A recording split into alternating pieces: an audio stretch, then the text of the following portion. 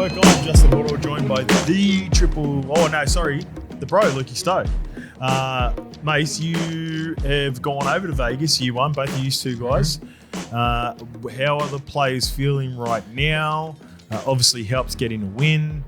But yeah, let's start with that. I think the players are feeling all right. It's the media contingent that go over there. The fans. We went over there as fans and part of the media. Yeah. It's a tough carry. You've got a lot of downtime. There's a lot of downtime, mate. We had a couple of little things that we had to nail. We got that out early in the week.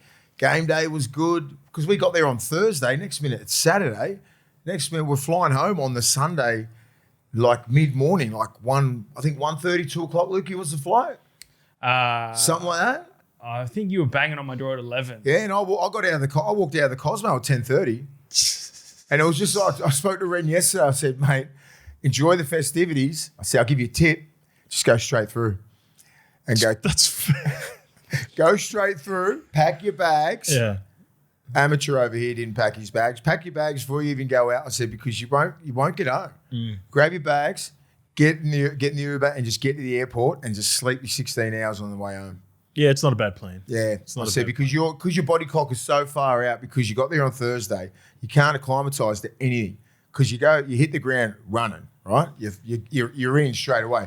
Thursday, it will be Friday morning, Saturday. I know what the boys are like. They were touring hard, so yeah, it's a tough carry. And then you get back here and you just get thrown out. Yeah. Right? And you don't recover. That's why I'm like, I honestly don't regret going this year. Do you is it a 13, 14 hour flight to Vegas? Do you have the same jet lag and body clock problems coming back from Vegas in the States that you do when you go overseas to UK? The UK threw me out more than the Vegas one for sure. Vegas. Because I think it's the hours. flight, even though you sort of land in the morning on the way back from the UK, it's such a Long flight. Two endeavour. flights. It's 2 stops as well. Yeah. Like with the Vegas one, you can get back. We slept the whole way on the way home. Then you're in Sydney, and then I went home and just slept that whole Monday. I woke up on Tuesday. Yeah. No, you land on the Tuesday. So I woke up on Wednesday at about like 10 o'clock in the morning. So that threw me off. It's just like, how do you do it? You just like, you go over there, you have a good time. Vegas gets you, mate. Yeah. Like you're not going over there unless you like Braith and all those boys. You got to report on the game. You got to be, you got to be fucking up here. There's a few tough you got to be on. You got to be on. I saw a couple of them on your because they had a good crew Matty there. was struggling. They had a good crew over there, and it was a pretty good commentary team. I thought Matty Johns was fucking outstanding. Yeah, Matty's a gun. He's a gun. They should use him more. I don't know how they're going to. He's got too much, but like things like that, how he breaks the game down. But anyway, it was a great little tournament, good games. But yeah, it's a tough carry home. So there's a heap of podcasters over there, in our sort of crew, and I was just like, suck shit. It would take you a fucking while to get over this. Yeah. And I rather would have been with my family just up at Hawks Nest, just cruising around, just doing nothing. So just cruising. Yesterday I was at a function at Canterbury League Club. They don't call it Leagues Club too, mate. I saw that. I thought it was is a a league. typo. It's always been a league club now. It's a punish. Yeah. It's just such a tongue twister to say for some reason. Yeah, Canterbury League Club. It's always just a league club. We just call it the league club. You're used to it. Yeah. No. I was struggling. At the start, I'm like, Leagues Club. No, it's League Club. Yeah. What are you talking about? It's Leagues Club. It's League Club. I mean, fuck it, okay. It's funny, like you remove one letter and it's I was just overthinking it every time we were on radio, and I had someone come up to me and we got a message here from the comment section on YouTube coming from Joshua Overton. I think the Dogs use the 18th number as a representation for their members, as in the members are the 18th man. So yes, Josh, we had a number of people reach out. People were DMing you, Lukey, weren't they? I got about 5 DMs. So I had someone come up to me yesterday and he goes, heaps of doggy fans come up to me because we were in, there was a ticketed event. Guy comes up to me, he goes, where's Mace? And I go, he's not here. Like I'm sitting next to Brenton Speed, obviously. And he goes, okay, so he's not here, And he goes, we're the 18th man. And I was like, yeah, I know. I seen it in the comments section. I said, relax, go sit down. Thanks, mate. Yeah. It was like staunching me in that. And I was just like, oh, relax. We're the 18th man. We're the 18th man. It wasn't even you that questioned it. It was me. Oh, yeah, it was, yeah. I'm like, oh, that's weird. It's like 17. Well, what are they talking about? And then he come over and had a on photo the team list. On the team list, so they never announce an 18th. Who are we? Don't The Bulldogs. So you go 1 to 17, and then 19 was Sean O'Sullivan, and you don't have an 18th man represented. Right. Yeah. It's cool. So everyone else has got 22 players on the list. You guys have got 23. Because obvious. We're making you the 18th man. So that's the whole club thing, isn't it? Yes. They've done that. Warbo does it. I think it started about 3 or 4 years ago. Yeah, it did. That's what I was thinking. Like, it was always the 18th man was the crowd. I would have loved to see. It's like the 12th man in the Seahawks. Correct. Crowd. That's what they're trying to get at. Yeah, fucking on. Yeah. Ciro should look down in the crowd, see if there's any animals. Maybe sees Hectic Fred for a couple of 10 minutes in the middle. He picks him out of the crowd for a little hit up. You know? Hectic Fred. That'd be nice. Imagine him come off the back fence, you'd fucking wallop him. Love you, Hectic Fred. Imagine him running off the back fence. Was it Hectic Fred who got pumped in the with that charity game last year? Who got licked? Someone got licked. Didn't Tackers? Oh fuck! He got in. Was that not Fred? What do I think? No, it wasn't Hectic Fred. Takarangi, but he played fucking in it. Pumped someone. Hectic Fred plays in it. He didn't this year. He did the year before he did. No, he didn't because he did his ACL. So That's right. someone got pumped. Imagine any of these little podcasters that think they're fucking, they know rugby league and all that sort of shit. Yeah, I reckon I could take a fucking hit up off of Origin or like a round one. You would fucking near die. You know what I mean? If you got that one hit up and you have to fucking go in there and you're playing against, just say fucking Brisbane or Penrith. Well, Tackers proved it last year when he licked that guy off the kickoff. Yeah, but like that's what I'm saying. There's levels to shit, and when you look at it, you go, "Oh, there's a fucking soft tackle," and it would break your fucking every single rib in your body, and you would fucking cry. It would make you cry. You know how you always say you always got to protect the half, and you're like, you had your guy. Let's say I'm your guy outside. How long do you think you could protect me for? I'd have a while, a fucking while. You could? Yeah, fucking no. What, the tons of Lockie sort of? Yeah, I did. Yeah, you could protect Lukey for how long? You reckon proper? Well, it depends on my middle. If I'm the left four and my middle's like fucking Sonny Bill or something like that, Can I throw another part of the scenario at you? On the opposite edge is Viliami Kickout. Well, the opposite edge is Olakauatu. Yeah. You know what I mean? I'm gonna have to just gonna have to move. I'll have to move spaces so that the spaces in the middle. You can protect the 3-man. If the spaces in the middle are fucking you don't have to stand next to each other. Just build a bit wider. Yeah, right. So I can stand a little bit wider.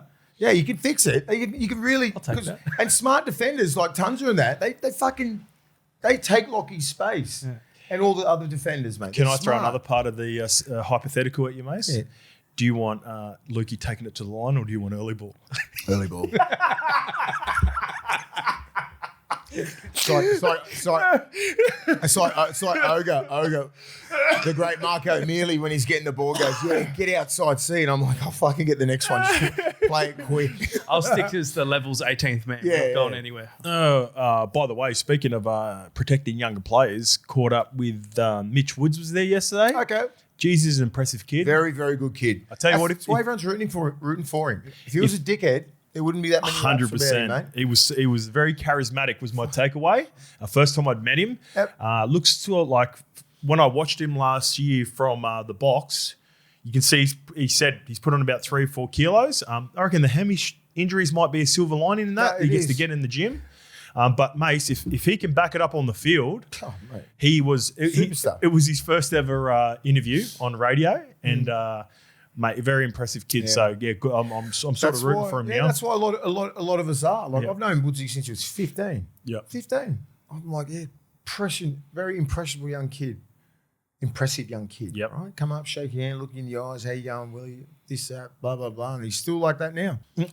Mace, this was floating about. It was on Fox League. I think I might have seen it on Instagram. Daniel Griffin, Scope. I've just read an article on Fox League where Uncle Wayne sprayed the Triple OG at halftime back in 2004 when the Kangaroos played in the USA. Does he have any memories of that and the after party? Thanks, lads. Fucking oath I do. 2004. So we've won everything, right? Me personally as a player, like City Country, Origin, Australia, Grand Final, all these awards. Clive. Clive, everything, right? We win the Four Nations, flog the Poms in the final, and then the NRL went, all right, let's treat the boys, right? Have 4 or 5 days in New York, everything paid for, just have, have a good time. Fucking How good's that? New York was, So you got guys like Minicello, Gowie, myself, Fitzy. It's a fucking good crew. Lockie. You would have prepped really hard for the game too and not gone out. 100%. So we've won. So you throw the New York bit in, right? Yep. And then you throw Vegas in after that. Oh, you went to Vegas after. So was the game in Vegas? Was it Vegas? Oh no, Vegas. No, it was in Philadelphia. So. Yeah, so we played we're in New York, and then 2 or 3 days on the piss, and then we played. Yep. Right, so plus the 2 days that we had in England, so 4 days. Oh, well, there you go. So the Four Nations was in England as well. In England, then we flew to New York, and we played in Philly, right? Yeah. And then we played in this game against the Poms, and they're saying, against the Yanks, Clint Newton was captain. They took it a bit serious, but they told us not to take it that serious, right? And just let them, because they're trying to grow the game and all that shit. It's never going to grow, but whatever. So we get out there and we just take it a little bit easy. Everyone's fucking hungover extremely or just still semi-pissed, right? The fucking Star Spangled Banner starts playing. Half of us are singing that. Fucking everyone's singing the anthem, and it was just a fuck around, right? And then we go out there, fucking start pumping us, and we played on that synthetic, synthetic turf, and like Kevy was he was one of the assistant coaches as well, and then we just weren't having a crack. Like the only one was Ogre, and Ogre was going 1-on-1 with his linebacker who could, linebackers can hit, and I was looking going, I'm not running at him. It's the last game of the year. Was this guy holding his own against Ogre? I fucking know. Was he? And Ogre's just going. Who was it? Do you know? Don't know. He just played college and all that sort of shit. Yeah, there you go. Goes all right. So fucking because I saw him hit and I said, Ogre, don't. It's a bit of footwork at the 12, eh? Yeah, this guy goes all right. He's like, fuck off. Straight at him. Let's see if we can find out. I don't know. Try to get a team list. Just fucking. I've got one here. So Matt Peterson, I think, played. Yeah, Peterson. Yeah. Joseph Paulo playing there. 36-24. In Philadelphia. Yeah. There we go. Have you got the team list for USA? Yep. Read out the names. So the notable names. Yep. Matt Peterson played 6. Yep. There's no other names you'd recognise. Chuck it over here. I'll probably recognise them, but you won't.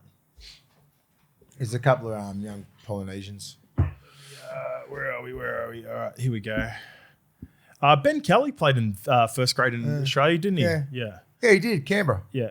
Ben Kelly. Good guy. Jeff Ryan Coleman.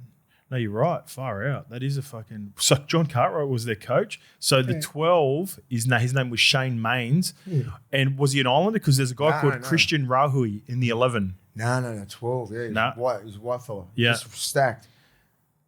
Look at your team. So Matty Bowen, Rooney, Cooper, Tate, Singh, Lockie, Kamali. Fucking good team. Scotty Hill was playing 9. Scotty Hill. What was he playing 9 for? Benji was fucking having a rest. But Sean Berrigan's on the bench. Like, they should have played Berrigan. Yeah, so you get a spray. Wayne sprays you at half time. So, anyway, because he knew that I was only 23, 24, but, one of the leaders in the team. And he goes, and it was out of nowhere too. And he goes, because he expects me to go out there and lead line speed and all that sort of stuff and Ogre and all that. And we just sort of just weren't. Yeah, you were all over the shop. We just fucking weren't in the right mindset. Anyway, he goes, Willie, what the fuck are you doing out there?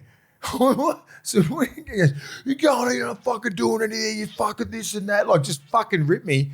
He goes, you better get out there and fucking change the game and get, get the boys up. And so we're not getting beat by these fucking blokes. Well, okay, boys, let's fucking turn it on. So we went out there, fucking turned it on and ended up getting the win. 30-24. Yeah, but I fucking did my Liz Frank. Oh, yes. So the fucking worst injury I've ever had was that fucking game because I ended up having a crack. Because I didn't want to go on the ground because it was fucking it was that AstroTurf shit. Yeah? Yeah, it's the worst. So you know why? So I broke from lock, like I do, and guess who was chasing me? Number 12. So I was fucking pinning it. I was pinning it to get away from him that way because he was coming here and I palmed him. Didn't want to dive. So I just put the ball down and fucking bang, someone lands on the back of my foot. Fucking Liz Frank out for fucking 9 months. Last game of the year. We end up winning because we end up fucking that was the try that got us in the lead. And you were heavily injured and banged up in that 2005 season, right. weren't you? So 2005, that was the start of it. So that was it. So Ogre done his knee. Yeah. Bobcat done his fucking elbow. Have you got the stats there, do you? I mean, do you have highlights? It's on NRL. Look, there it is there. Oh. So I didn't go down. Look, bang. Oh, no. Who's 6 there? That's, yuck. Yeah. Yuck. Yeah. So that was try see if you can see any highlights of the 12 if he's showing up anywhere. Is the 12 hanging around? Just going at it. It was good. But yeah, so we ended up winning. It was all good, but it was a fucking big spray. Yeah. But he knew because if we kept going like that, they would have fucking beat us. Yeah, that would have been embarrassing. We fucking embarrassed. We just won the fucking Four Nations, best team in the world. And we had a team, right? And you had a good team. I was expecting like Matty Bowen just to be untouchable. Yeah. But he never drunk, he never done anything. Like he was cool, like a Rooney, a Luke Lewis, those boys just to take the fuck, get out. No, everyone had the same mindset. Let's get the fuck out of here. Mitchy Barnett wants to come home, Mace. Yeah, I love it. We've talked about this on the last episode. Got a couple of replies from Warriors fans. Chris Bray, I don't think he's even a Warriors fan. If I'm the Warriors right now, though, I'm not thinking about replacing Barnett with another forward, given how much talent we have in the pack. Oh, so yes, he is a Warriors fan. I'd love to see if they could pick up an out-of-favour half, such as a Savala, or in my wildest dreams, a Burton, if he went to a team like the Bulldogs. I love Chanel, but I don't think him or Metcalf have the kicking game we need to go to another level. P.S. Hoz, can't believe you've got Kiwis 2010 Four Nations triumph. Pete Benji, last-minute game-winning try. Be better. Was it? Oh, don't you dare. Is he being he's taking facetious there? He's taking the Come on, son. He's taking the Mickey. So I don't hate this for Mitch Barnett as well. And then you've got Bob squared, 2 times Bob. He wants a straight swap. I threw out the Penrith Panthers landing spot. He wants Leota. No, Bash Bros reunite. Just get Barnett and Leota. Oh, you want Leota back at the Warriors? Yeah, well, that's the point of it. Yeah, I get it. No, I understand that. Oh, would you go with your Leota? Is his connection in New Zealand is strong? I want to understand how old was he when he come over here? I believe Moses was, because he's one of those guys that's not eligible, right? So it's after. So I reckon he would have been 14 or 15. 13, 14. I remember Moses rocking up. I actually watched Moses in an under-18s game with Georgie Defoe for some reason. We were out watching an SG ball game and Moses was out there playing. But him and Fish were awesome. But Penrith lose out on that.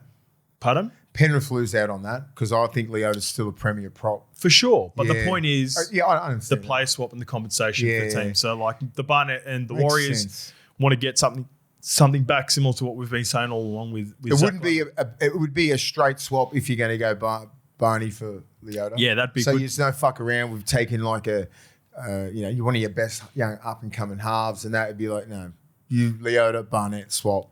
I just don't I don't like the Barnett and Lindsay Smith combination. Barnett and Lindsay Smith. Okay. At Penrith. Why's that? I just don't know. I just don't think it's powerful enough. Yeah. Yeah. And they're going losing Liam Henry next year. Need that real fucking dog that Leota's. What he does. I don't think anyone can replicate Leota. Yeah, you know what I mean? Like, because Lindsay Smith's ascending, right? Yeah. He's going to be all right. Still not that proven yet. He's got a good skill set. Like he can play like a Yowie as well. He can play at the back. He filled that role nicely. He's got to really fucking go. Okay, I can roll the sleeves up and go fucking hard. Yeah. So you're looking at it more from the. I'm trying. What we're trying to get at, and with all these Warriors fans, they're trying to figure out getting something back for the Warriors that makes sense for the Warriors. Like rather than thinking about what the other teams are getting. That does big time. I'm saying how it affects Penrith. Yeah. I just don't think the balance ain't there. And again, so like that's where the hypothetical, because I threw out Penrith just because, like it was maybe a team that people weren't talking about. I don't hate, and this is a part of it again we talked about with Jimmy, looking at a young half if there's a young half at a club who Savala's probably not the best example because Ches has only got a year 2 left max, and then I could even see a world now with the 6-man bench where Ches is a part of the 6-man bench next year and Savala gets the crack at 7. Like that's a real chance. But if there was any unrest for any sort of backup halves that are out there or Could you see like? It's probably not a good example. I was going to say maybe like in King Tongia or something like that. Yeah. Someone who's been. He got a lot of talent. Obviously got talent. Needs to fix obviously the defensive part, which we talked about at length just this at the end of last season, the start of this season. But if you are going to lose Mitch Barnett, maybe trying to fill the halves for the Warriors is probably more. I know a lot of Warriors fans have been throwing out the dream scenario and getting Kalen. They all want Kalen, but I don't think that is realistic.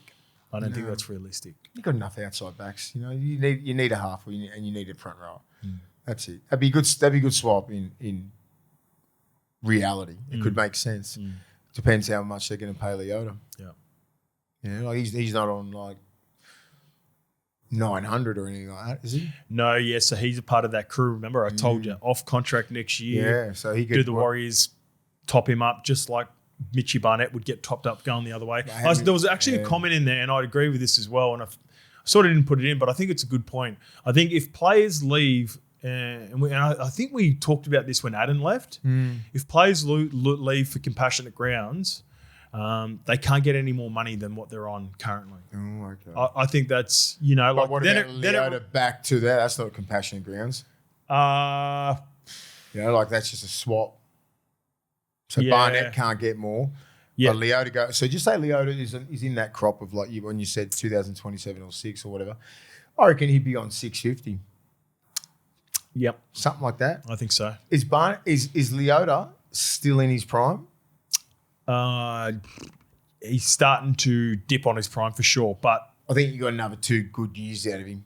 Yes, agreed. 2, and I get maybe more if he's got a good partner over there. If you team up Fish again, maybe that can for as many Ks, and you know I know we all attribute the forwards how tough they've got to play, but over time, I feel like middles, they stand the test of time almost better than some other positions because even if you drop some pace in or whatever, you're still going to have that strength that serves you well. If you start off athletic and fast, the back end you can still be decent, right? Because you got to be quick over 10 metres. That's it, 10 to 15. That's right, yeah. Quick over 5, be agile and all that kind of stuff. Stuff like Payne Haas and Tino and all those. They could play till they're 35, unless the injuries. Yep. But if you're a wing centre, you lose that 1 metre of big time pace. You're pretty much done because you're too late to make the swap into the back row and come in closer. Well, that's the only way you progress and last longer as your career goes on, right? Like if you get in lose pace, you go wing to centre to back row, and some even end up all the way in the middle. Yeah. All right. So Luke Lewis. Yeah. Luke Lewis is the biggest wing, centre, back row lock. He did end up playing lock, didn't he? Yeah, pretty much.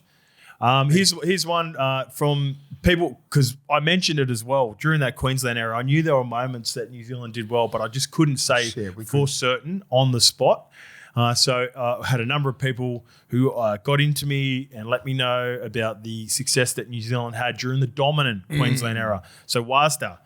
Kiwis wins during the gun Queensland era. So this is just before. So 05 Tri-Nations, they won.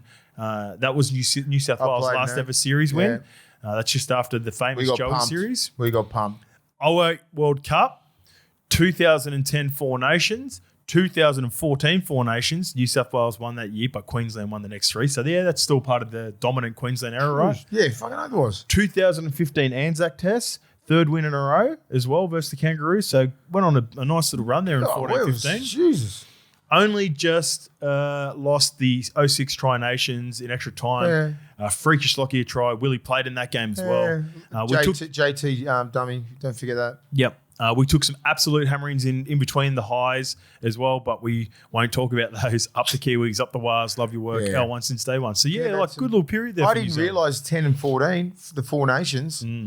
I knew that I was confident in the 10. We talked about the World Cup. I was confident there was something around 10, 11, but I didn't know the exact year. So I didn't worry about saying it and just let our listeners do it. And this one comes from Apirana Robin. Hey boys, commented a couple of times, but haven't been able to get a crack. Basically, he just chucked this in because he said he hadn't got a crack in a bit. But from 2005 to 10, the Kiwis managed to get up in big games against Australia. For me, it also cemented Benji as New Zealand's GOAT. He won 05 GF, 08 World Cup, 2010 Four Nations, 2010 Golden Boot. Kiwis also won 2014, but that was SJ and Foz. Hope this gets to you boys all the best. So, yeah, some good shouts around. There's no doubt Kiwis have always been the hardest adversary for me playing against any team. Yeah.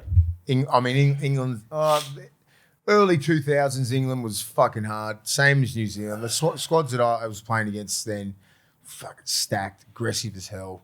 England, they had like Morley and fucking Peacock and like everyone.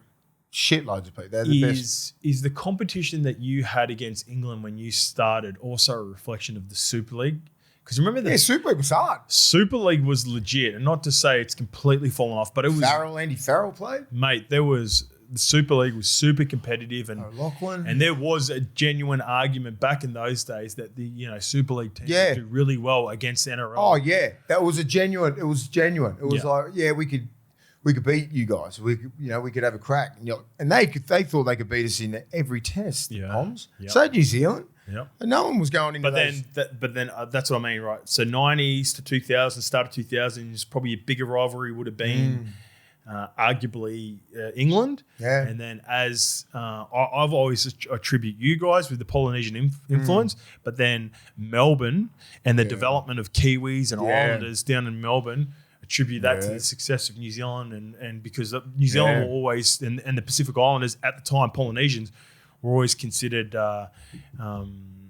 like power athletes, like didn't have the conditioning. Yeah. We'd always get New Zealand or England at the back end by the quality of our back line, right? Yeah. Forwards, always even. You're never going to dominate a Kiwi pack or a Pommy pack, and they're not going to dominate us, you know what I mean? It's pretty even. Then you got to go, who's your halves? You got either Joey or JT. Who's your hookers?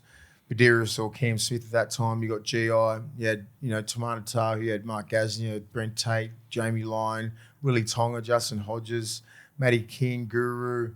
You know what I mean? Like they're the ones that, Billy Slater, Carmichael Hunt, Minicello. They're the fucking backs I'm just talking about just off the top of the head that I got to play with. All in their prime. I reckon for me, just even as a fan, and Izzy Folau, the difference was the quality in the halves. Yeah, mate, 100%. That was the difference. Mate, Joey, Lockie, and like Stace was a gun. Trent Barrett, Freddie, like just blokes that could just turn the game on. Yeah, until Stacey, especially for the Kiwis, until Stacey and Benji and Foz and SJ become premier players in the NRL. Like I know we had the Gary Freemans of the world and all that before, but tough, man. Those guys, maybe just like Wiz alone, there weren't a lot of guys there wasn't a shitload of competition. Till Stacey hit the scene, and then Benji not long after, and then the Foz run and since Stacey. Yeah, we've had a fair run. Now it's arguably one of our strengths, like Dylan Brown, Jerome Hughes, Foz. We've had really good half play. Yeah, that 06 game was good. That was a tough one. That went down to that. I remember, I think it was in the last minute, I come off a cross ball and got through the line and then put a left foot fucking grubber in, and two people chasing it was JT and GI. They both fucking dropped it. Would have been the sealer. Now Lockie takes it all. Oh, so you would have had your moment. Would have been the fucking best try ever. Fucking jeez. Then JT sets it all up. Find that clip, mate. Here's a little bit about the styles of the Super League, and this is this is Super League fan sort of backing up our point with the style of the difference between them, but he doesn't think it's an issue. Okay. This comes from the Goose Step Rugby League. Saying Hull KR would finish bottom three is harsh but fair. The salary cap is 3 times the difference, which is huge as well. And from that alone, it's hard to give them a chance of even making the finals. Super League speed has improved a lot so far this season, and hopefully they continue that way. It's a 10 times more watchable and enjoyable as a product. Still levels off the NRL speed, but that's fine. However, I don't see it as an issue. Every league in football of the soccer variety has different levels of physicality, speed, and general style of play. If we want a global game, we shouldn't be policing interpretations of the game. When there is a former Man of Steel winner with a podcast that only mentions Super League when it's negative, I don't know who that is too, by the way, I always appreciate the coverage you give to the Super League and the talent in the league as an NRL show as well. That's fucking pretty good. That's a good share. I love the point about Like, even though I said it was a factor in Hull KR, just the factor, not the reason, a factor, that they played stylistically so much better against the Broncos. I've got no issue with the Super League playing a different style of footy. It's a really good comparison comparing it to, football where you talked about. I remember for years when the rhetoric around being in the England was like the Premier League was a way more physical brand of football than La Liga compared to La Liga, where it was more silky touch and skill, defensive orientated. Like the Serie A is more defensive, like the Italian league is more defensive. Yeah. So I remember Ibrahimovic. Yeah. He explained it. Okay. I fucking love him. Yeah, I love him too. Zlatan. Have you? He was just saying the difference between Premier League is fast as shit, right? Yep. Physical, and then Serie A is more Technical? beautiful way of playing. Yep. And then fucking, I think that La Liga. No, Serie A is Serie A is Italian league. Serie A, so it's the Italian league, and they're La Liga ones. is Spanish league. So when he was playing for AC Milan, he goes, "Fuck, if you can't defend and you're not fit, you're fucked."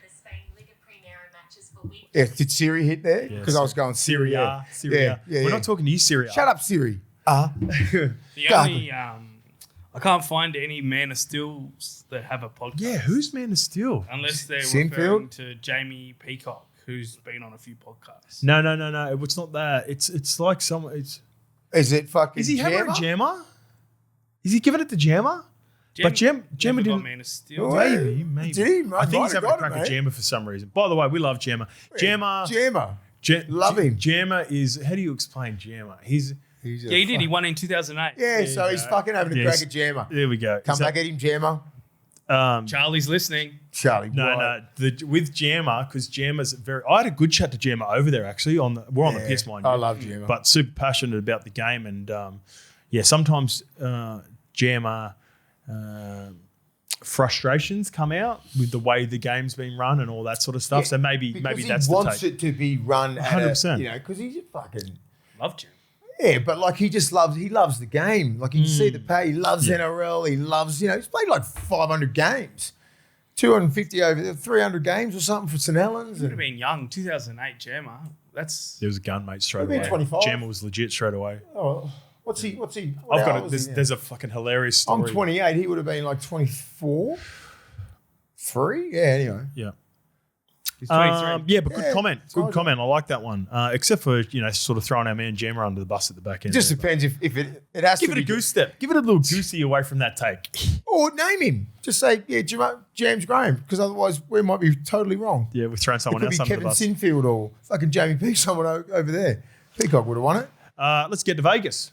Yeah. Tweaks to schedule. So this one comes from Shire Smokes Barbecue. Matty was on with us last year. Does a great job. So, hey, fellas, I have one point I'd like to discuss Vegas. It seemed that 3 games is too much. That was a great game between the Dogs and Dragons, but it appears the premier match has been maligned again. Same thing happened last year, Panthers-Sharks game. Yeah. There was dead set as many people left at the end of the game as there would fit into Shark Park. It seemed the crowd by full time for the last game has rugby league fatigue. Do we have numbers on the peak crowd? Or? 45, 700. 45, yeah. By the end, I reckon 15 max. Oh, yeah, it was bad. It wasn't a good look. In a game like that, which was a classic. It was a good game. And then last year, it was another good game. Was that last game? Yep. Classic. Sharks. What do you do? I reckon you just play. You play the big dog, the big one straight away. You know what I mean? Get everyone in for that main game straight away. Yeah. Or, do you know what I mean? Like the Pommy game can fit. I honestly think this should be the scheduling, right? It should be. If you want to, sorry, just quickly, and you gather your thoughts on this. Go. If you want to maximise the eyeballs on the best game, you've got to put it the second game. Yeah, something like that. So, but I think there should be. Crowds from all 3 games. I think there should be the World Club Challenge. Therefore, the whole Pommy, it doesn't matter what team, the Pommies will travel just to support that one team to beat the NRL team, and then just have two more games, two more NRL games. So it doesn't fuck our schedule up. That's it. Just 3 games. This one comes from Depulsa Man, replying here because you don't answer on Spotify. What? What's on Spotify? Depulsa, welcome to the show. We've been saying it for 3 years. Can you ask questions on Spotify? You can I didn't even know it's you a new could. feature. I didn't even know you could. Jesus Christ. Always chuck them on YouTube. That's how you get Not a the chance for replies. reading Spotify. Why doesn't PVL do one Super League game, one NRL game, and the World Cup Challenge?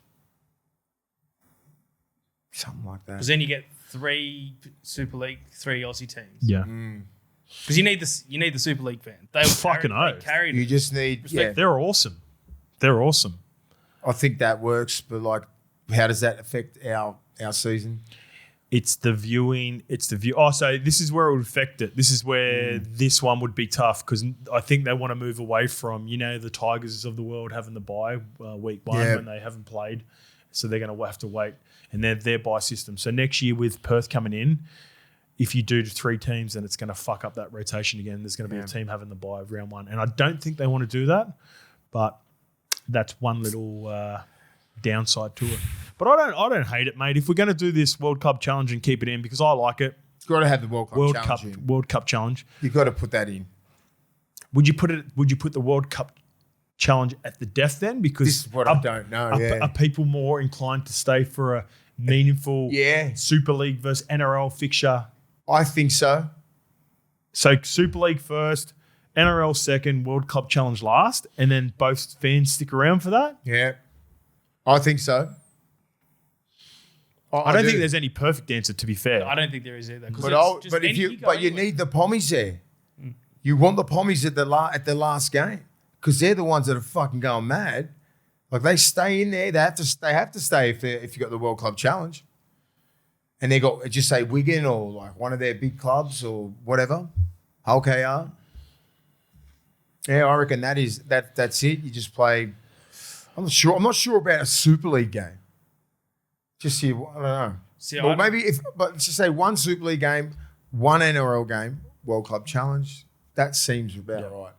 It's not perfect. It's not perfect, but I just think the NRL don't worry about the fan. Like the game's almost like the back end of what the NRL are doing this for. They want. They just want the hype in the week. Yeah, and whatever happens on the game days. They want eyes on that. Yeah. And that's what is fucking huge. Yeah, that's Landy what said the that broadcast. We don't care because no one in fucking the whole of Australia, not whole of Australia, New South Wales, Queensland is talking about the Swans or anything like or AFL because we're all fucking bang Thursday, round 1, everything like that. So it happened last year. Remember, we just went fuck. And I usually follow AFL a little bit, right? I didn't even know when they started because it's just so your whole like. Algorithms, just all rugby league, Vegas, all everyone's talking about that. So I understand that's what he's talking about, but it doesn't look good. Yeah, that's the thing. Like ideally, Optics.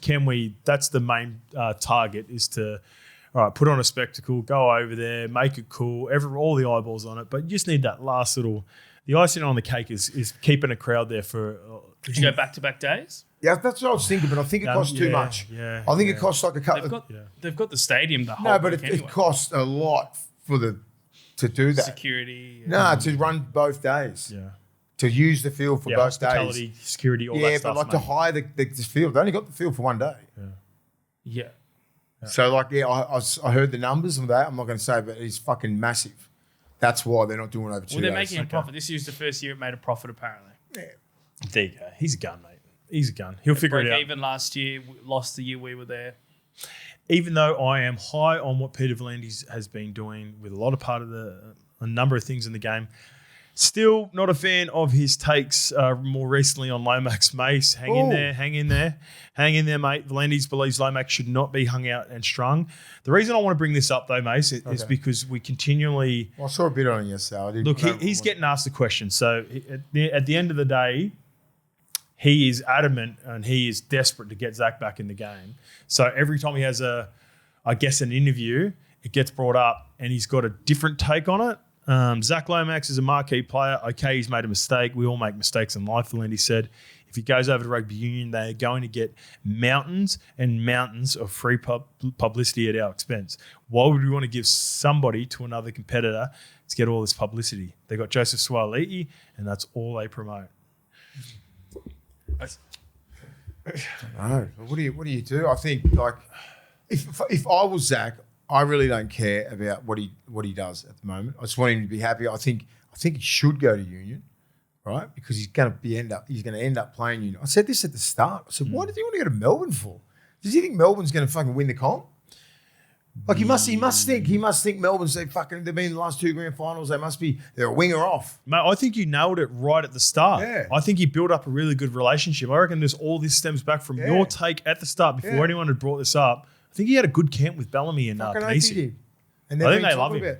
They must. He's a good human, mate, because once you break down the facade that he has and people like the perception of him, I don't like people. I never judge people. I've met him. He's a good human.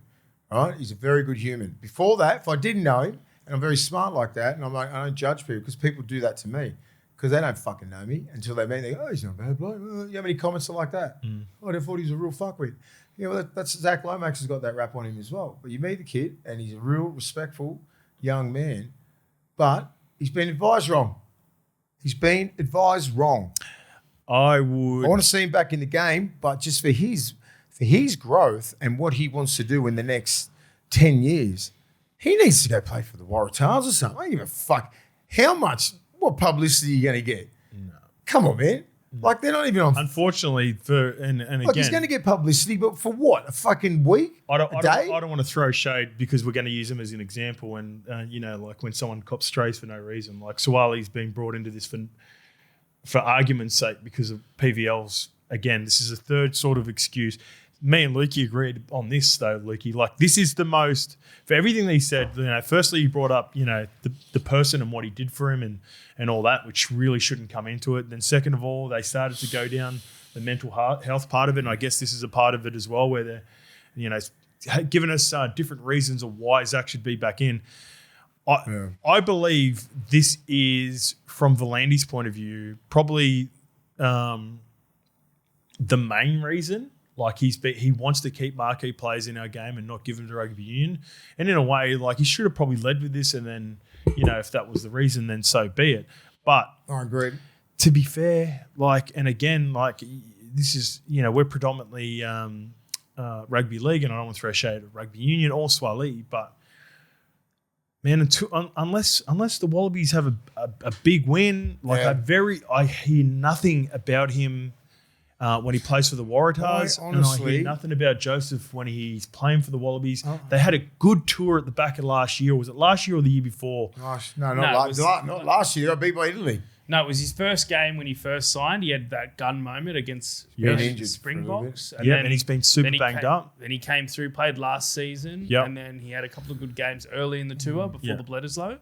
So the point is, again, and I'm trying to be clear with this and not throw shade at Swali, but it's like, no, it's not having an impact at all on rugby league. NRL is thriving. There's still fucking just gun talented players coming through. It's not. It won't hurt. And it won't affect us. It would not affect us. I love Zach Lomax. I get it. He's a marquee player.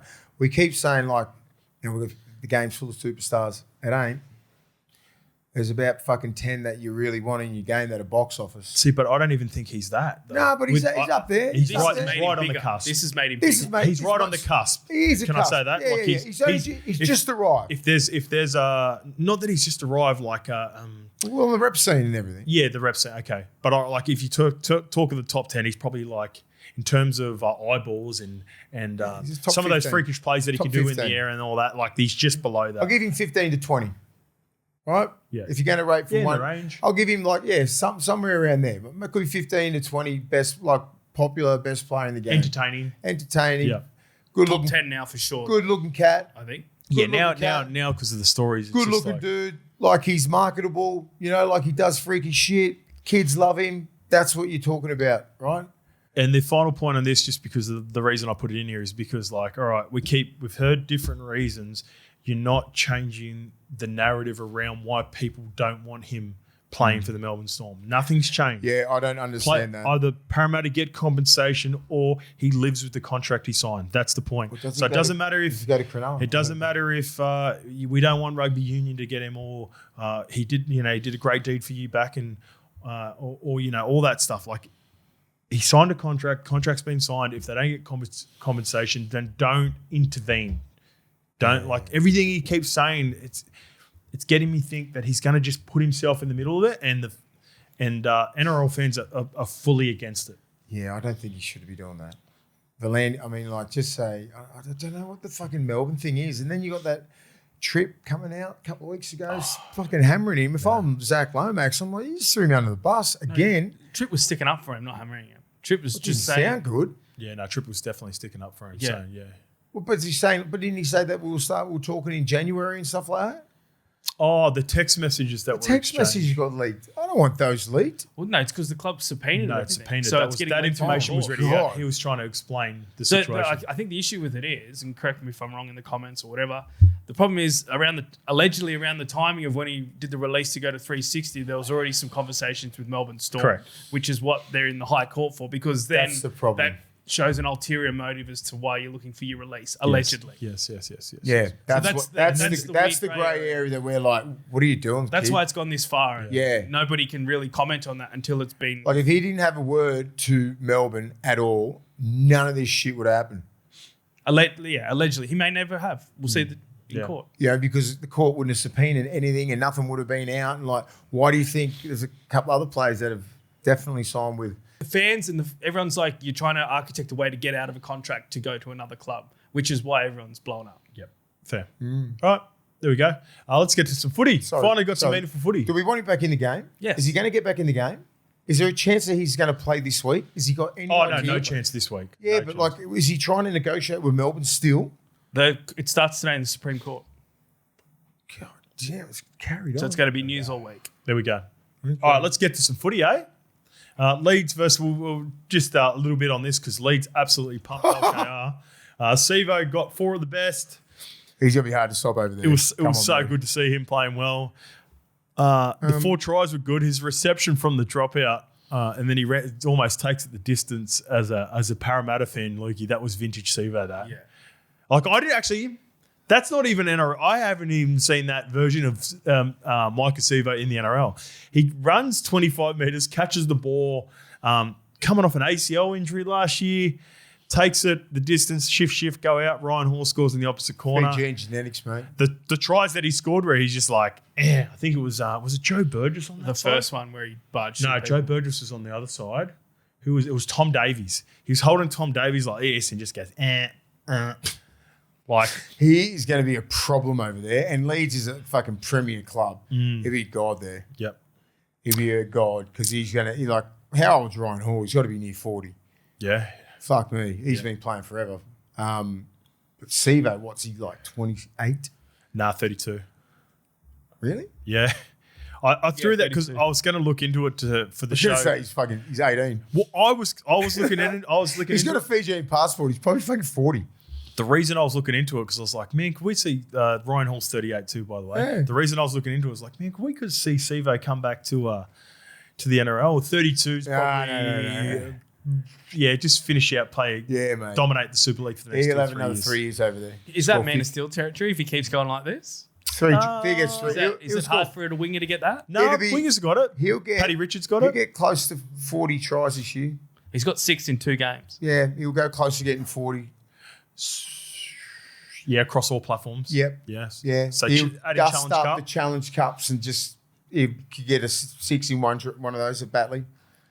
Yeah, he can. He can. Depends if they get. Depends when he's running downhill in the first half. Love your Batley Bulldogs.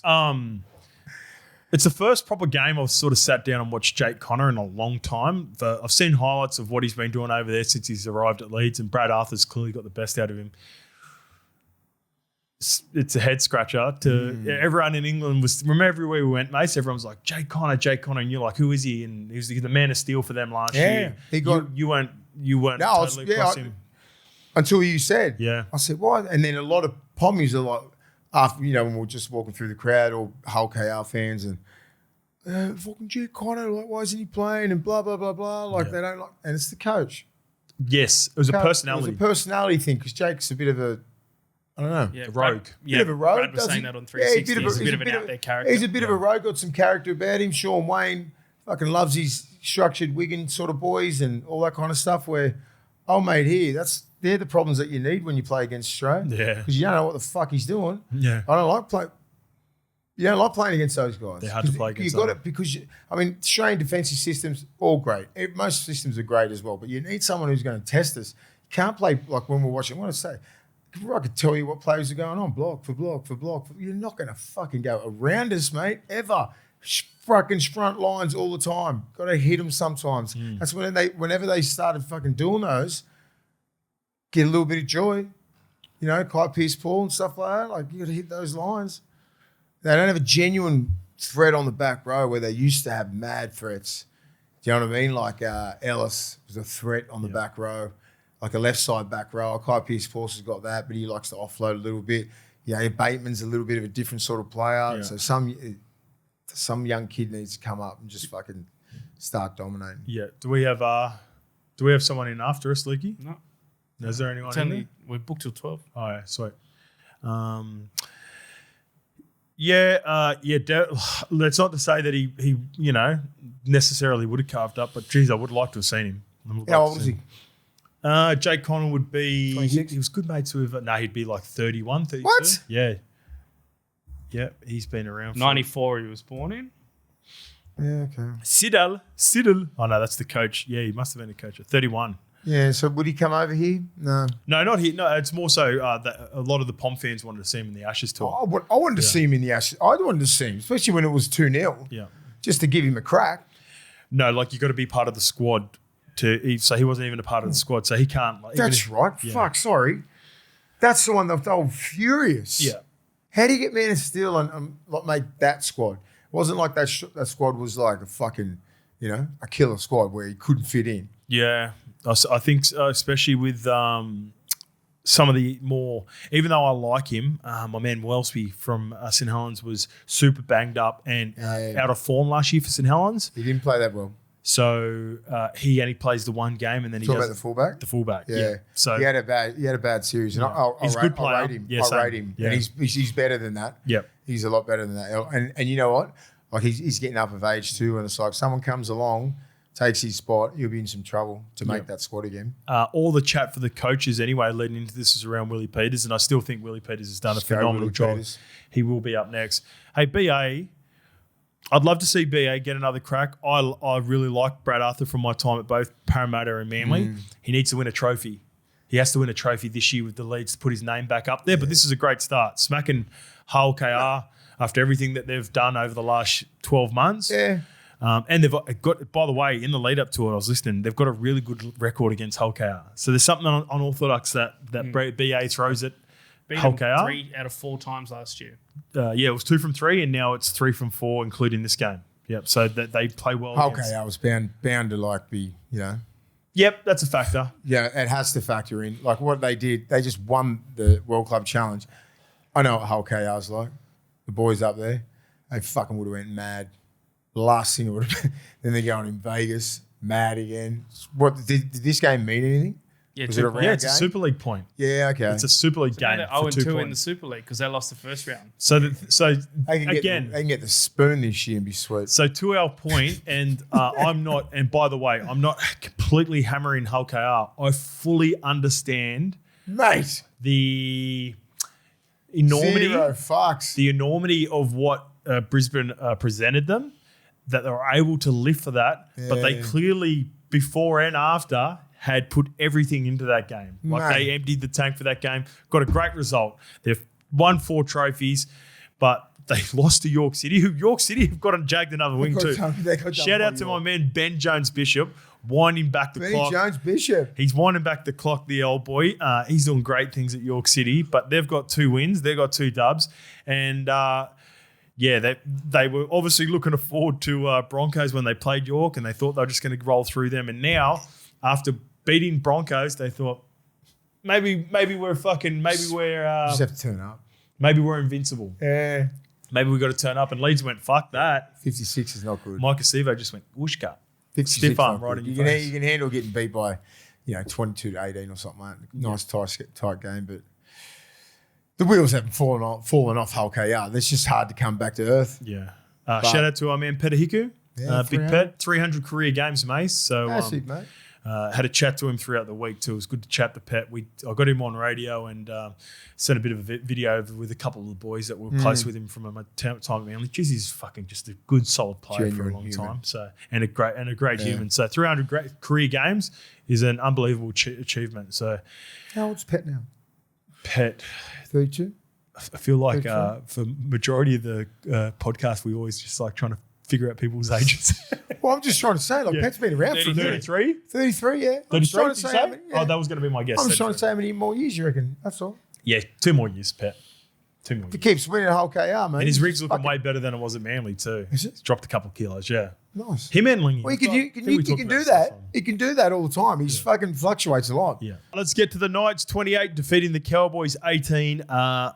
Devastating news for Fletcher Sharp that I think is a little bit more positive. Yeah. Listening to not Adam O'Brien. Fuck, that's going to take some getting used to. Holbrook.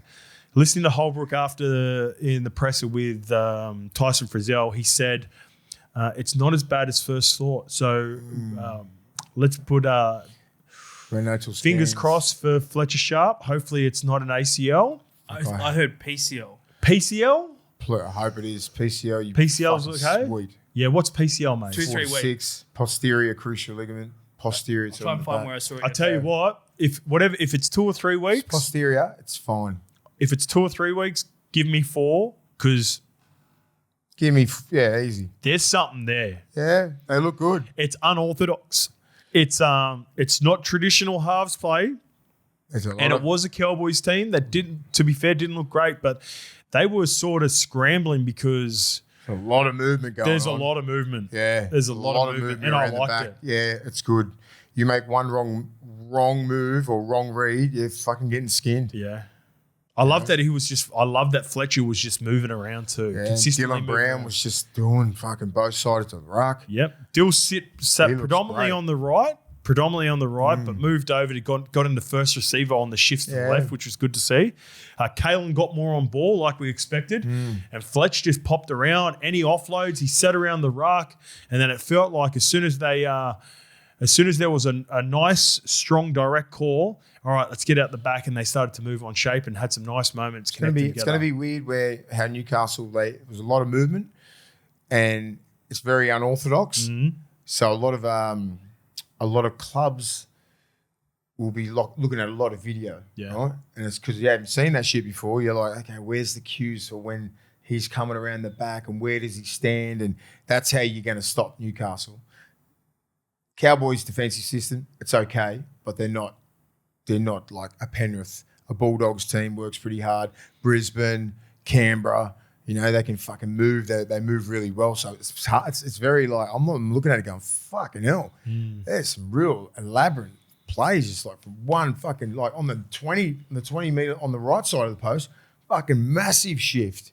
You've got to move in the middle, put more pressure on like Dylan Brown, the 6, Kalen Ponga, like the back rows, you got to watch for them because they hit good holes. A lot of diversion going around. They're going to be hard to stop if they get their shit together, which I'm glad that they have. Round 1, they looked good. Yeah, I didn't want to see this just fuck around for the first 4 or 5 games and look terrible and not look like scoring a try. Like last year, they averaged 14 points. Averaged, that's fucking terrible. 28. How good all the chat around the halves. Again, Holbrook said after the game that he was locked into that combination. Sandon Smith proved to be really good cover. Really good cover. So come on, did a good job, did his job. KP, some really nice signs from KP. I thought it might take him a couple of weeks because he missed the preseason, but he just shows what a premier player can do. Yeah. You don't need to play preseason, mate. If you've been around for a minute and you've played at the highest level, KP just slotted in nicely. My favourite part of KP, there was the couple of try assists, a line break, clean line break, all that stuff. So that's great. We expect that from KP. There was a time in the game with 20 minutes to go. That looked like they were fucking tired. Both teams, Yes. In both teams. It was a great arm wrestle. Both clubs. I mean, Cowboys started to they got a sniff off the back of a try, which we'll get to, which I don't think should have been a try. But this specific moment from KP, they were up 22-18. Bradman Best just misses Greg Marzu. I don't know if you remember it. It wasn't going to necessarily be an out-and-out line break, but it led to an error. That's right, yeah. KP got really animated at both Greg Marzhew and Best. I fucking love that. Yeah, it's good. I haven't seen that. I haven't noticeably seen that from KP before. But he's laying it down. That's the next part of his leadership. Yeah. Like at the end of the day, wins and losses will be reflected, and for better or worse, if Newcastle lose, it's going to be KP and Dylan Brown that get all the blame. All of it. All the blame. And they're probably going to get too much credit when they win, right? So that's what comes with it when you're the premier player on big money. So KP, this next form of Bradman Best is his boy. Yeah. You know? Greg Marzhew is fucking a gun and was playing really good too. Play good. Fucking sprayed him. He goes, come on, execution. You can see it's like, fucking come on. That can't be an error. Game's on the line. The game's on the line. And I was like, ooh, I like that. Yeah. I like that, KP, because again, keep going back to it. If there isn't going to be any criticism for not getting that job done after getting to a lead, people were going to hammer KP for better or worse. So I love that. I thought that was a great sign for his where he's at right now and where his leadership's at. It's good to see. A lot of chat around the high tackles, which we'll get to in a bit. I know a lot of people have been comparing the Braden Burns hit with the Stephen Crichton hit a little bit later on Gutho. That was he just had to bend his back. It would have been a great hit. Who, Burns? Yeah. Wasn't far off, mate. No, I know that, but he stayed too tall. Yeah. You know, and if he had a bend, and he would have been around here, but beautiful hit. A lot of people were blowing up that KP didn't go off. Didn't have to. He didn't have to. He actually hit him around the neck, not the head. Yeah. So it was a high tackle. I think 10 in the bin was sufficient. Braden Burns should have gone off because he missed his contact. But comparing it to a couple other tackles, which we'll talk about in the Bulldogs-Dragons game, is not correct. He got him around the neck. And a silver lining, again, for KP from that hit is, remember a couple of years ago, I felt like KP was constantly going off for smaller knocks, missing 15 minutes. There was a game early on, about 2 years ago, where he went off for a HIA against the Tigers. And or maybe the Tigers, or I'm missing. Was it Leichhardt? Yeah. It was Tigers? Yeah. No, but that was a really, there was a really bad knock that he got in a game. And then a couple of weeks later, the Warriors game, they're playing the Warriors overseas, and he copped the knock. And because I think they do factor it in. It's supposed to be an independent doctor, but I reckon there is definitely players that they watch. And 2 years ago, Kalen was one of those players. Every time he sort of copped a minor knock, he would go off. I feel that's when he copped a fair few knocks, but mate, the last couple of years, KP's been relatively fit with his head knocks and concussions and stuff. Great to see. He's worked on it. He's obviously healthy in that part, and because he still cops big knocks. Like that's fucking solid. That was a good shot, mind you. It was around the neck, but still the whiplash and everything. It was still good to see him get up. I thought that was another great sign as well for KP in this game. He might be in a little bit of trouble, but Burns. Yeah, I think Burns will probably get a week. I think that's sufficient. I think a week's sufficient. Anything more than that. If he had loading points, I think he'd be doing 3. Yeah, potentially. Potentially. And here's another part just quickly on Dylan Brown. Offensively, didn't, blow the Cowboys out of the water. Didn't have a super... kept them honest, but... Kept them honest, ran the ball, but there was one part defensively where I don't think Dill gets enough reps to this as a defensive half. Mate, when you defend next to a guy like Dylan Brown, as a centre and a back rower, you don't have to worry about him. No. You don't have to worry about him. He makes his one-on-one tackles. Yep. In fact, if a back rower, gets his timing wrong, he can pick him up and put him into the dirt. So Dane Gagai come up with a couple of really crucial one-on-one tackles on Jackson Purdue. That's great. That was a great little battle, that. He was thereabouts. Yeah. He was very close, Purdue. And I think credit to Dill and Gags for coming up with the tackles, but you could tell Gags just knew, all right, I don't have to worry about that. Where maybe in the last couple of years, just move quick, caught slipping, you sort of try to do your halves job. He's like looking in, shoulders in, then gets skinned on the outside. Yeah, Dom Young has to come in. Didn't even care. Yeah. Dom Young played good too. Very good. Yep. Just on NRL.com now, Braden Burns facing a 2-game ban for a high shot.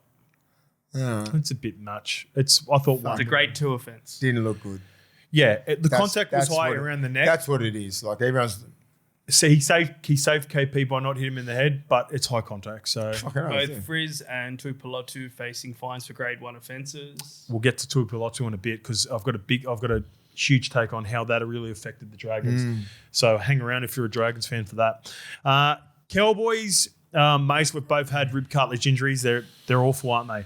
They're a pain in the ass. It doesn't matter what the needle does. Tell straight away. It affected Drinky. Big time. He was the player, and I know they only played the Panthers Reggies, and we talked about that before going over to Vegas. So the form line wasn't... Dogs.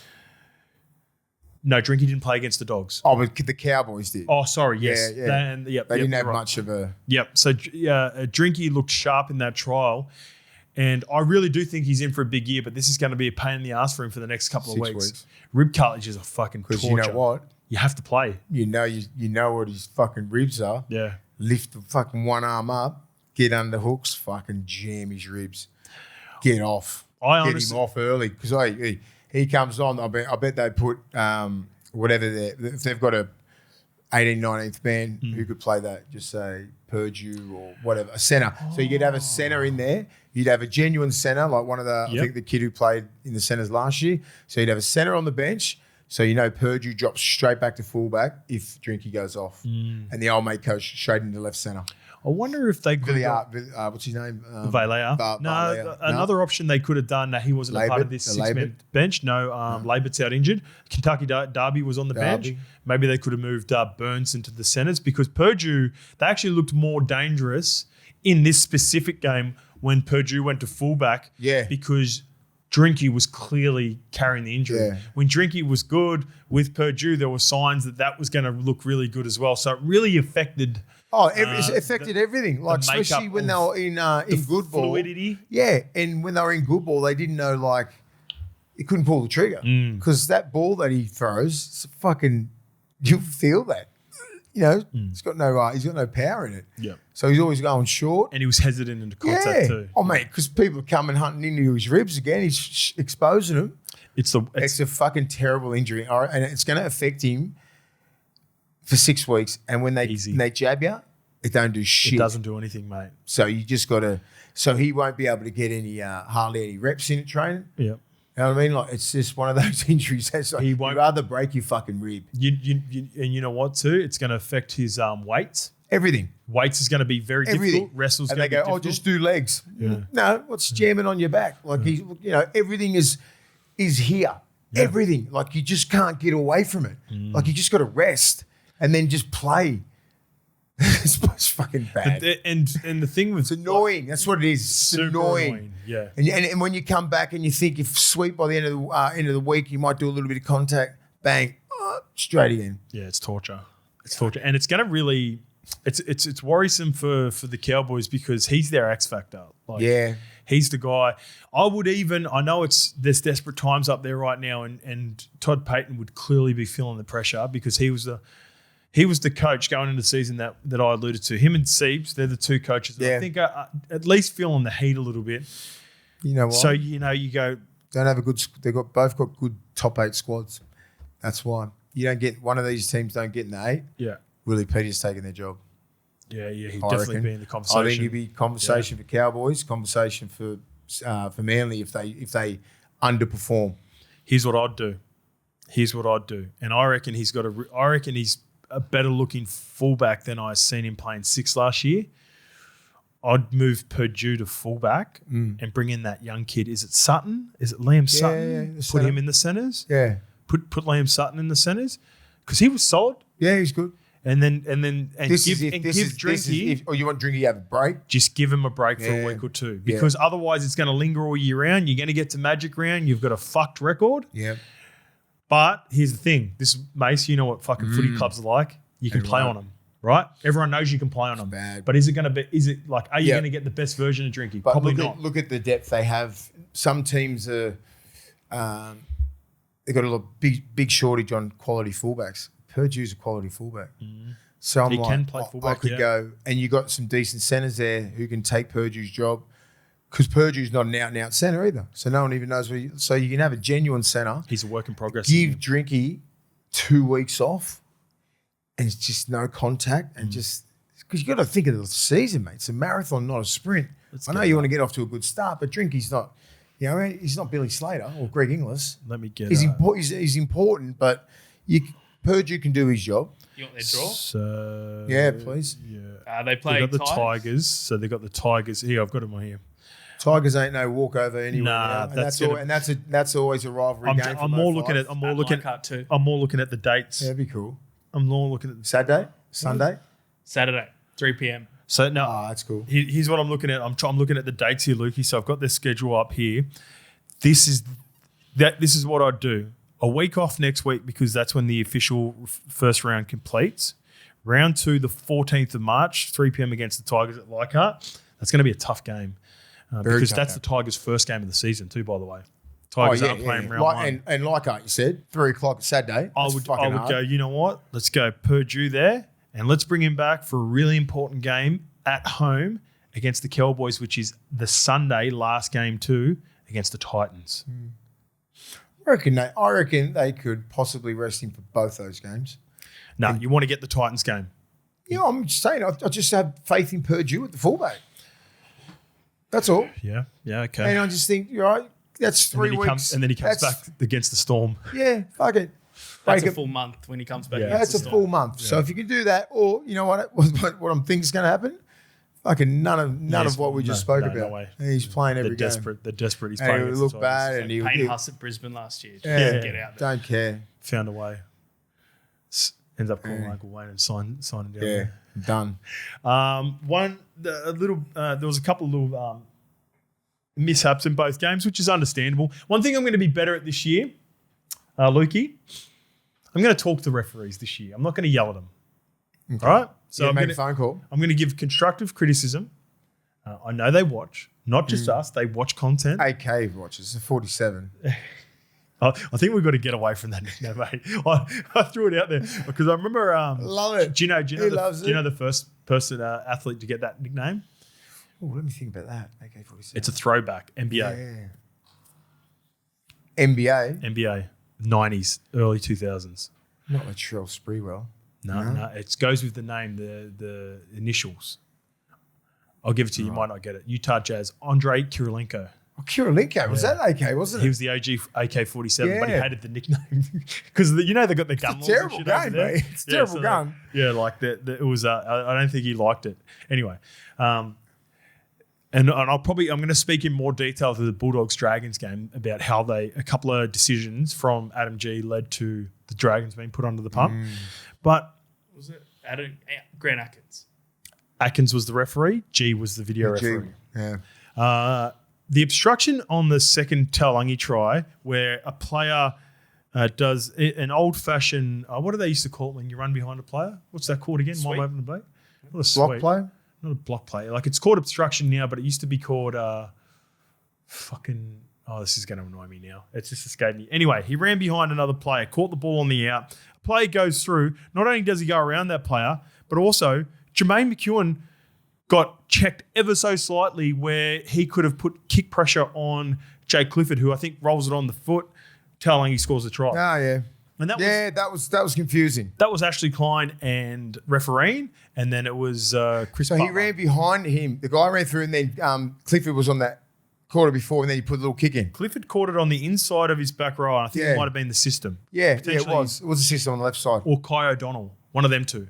One of those two. System was on the left. So he ran behind him, and then Jermaine McEwen doesn't, submit. Yeah. He doesn't hit the deck. He tries to get on with the next job. Check and then he gets within range. Check release. Yeah. That's the word I'm looking for. Check release, goes on. And then if that split second, that was the difference between him getting to... Yeah. I was so confused anyway.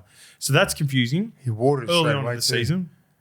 It didn't affect the Knights. The Knights still get the win. But if the Cowboys had come back in, I think that would have been a bigger talking point. That was a strange miss from Chris Butler. I looked at that and went, the fuck is going on? It don't look right. Do you know what I mean? Like, it's just like that looks unfair because it's an unfair advantage for the kick for Clifford to get that perfect kick in. How many times do we see a player run? So he could have fucking got hit by the lead runner and checked and just fell down. Yes. What happens then? they're doing a better job. They did a better job halfway through last year of interpreting when players were milking. They did a really good. They got better at it, Mace. They did last year. Just say you're the lead guy. I'm McEwen. Yep. I mean, I'm. Who are you as a defender? So you're McEwen was the defender. Yeah. So I'm Clifford or whatever. So I'm the defender. You run into my lane because I'm trying to get at Clifford. Right? I'm trying to get through you. I'm running into you. I'm just going to run into you because I'm trying to get to Clifford. I fall over. That's your fucking fault. Is that right? No. So what they did was they interpreted when players were trying to welcome the contact. Oh yeah, I know that. But just say if I'm sitting there and I see that you're running this line here and I see Clifford there. Yep. Okay, I've got to check instead of going back and because he's waiting because you're running in my line. If he's trying to get out there, and you bump me, and because he got sort of caught there and got checked a little bit, and it was too late. Yeah, they didn't really hit each other. I'm almost adamant it was O'Donnell, Kai O'Donnell. Do you want to watch it? Yeah, have a look. So I've just paused it so he's got the ball. Yep. And then catches it on. Do you want me to slow it down speed wise? Yeah, go on. Watching it because I can slow it down to 50%. Oh yeah, they're nice. Shit. Great addition. Jeez, we're leveling up here. This is at 45%. Okay. No, you could do that. The jersey number 15. I'm pretty sure it's Kai. It's 70. Yeah, it's Kai O'Donnell. See, just gets checked there. That affects Jermaine McEwen, his ability to get up to Jay Clifford. I think if the referees review that, go. Yeah, see, he doesn't have the opportunity. Yep. Because he gets digs in, because he runs and he's right behind. So he's got to do it as a defender. He's got to just fucking sprint at trying to get Clifford. He's going to get clipped by that bloke anyway. Yeah. He falls down. They call that right back. Yeah, they should have. They should have anyway, is my point. Yeah, because he fucking awarded it straight away. Yes. Didn't he? He didn't care. He went bang, try. So what do you do then? You're done. Well, no, Chris Butler's got the ability to go, no. You can go back, eh? We can go back, yeah. Okay. It's like should have Yeah. You didn't challenge it, can't challenge They it. ran out of Don't have to challenge it because it's a try. So it ended up being a try. So go it goes up there up and to have the a look bunker. at all the rules. Yeah.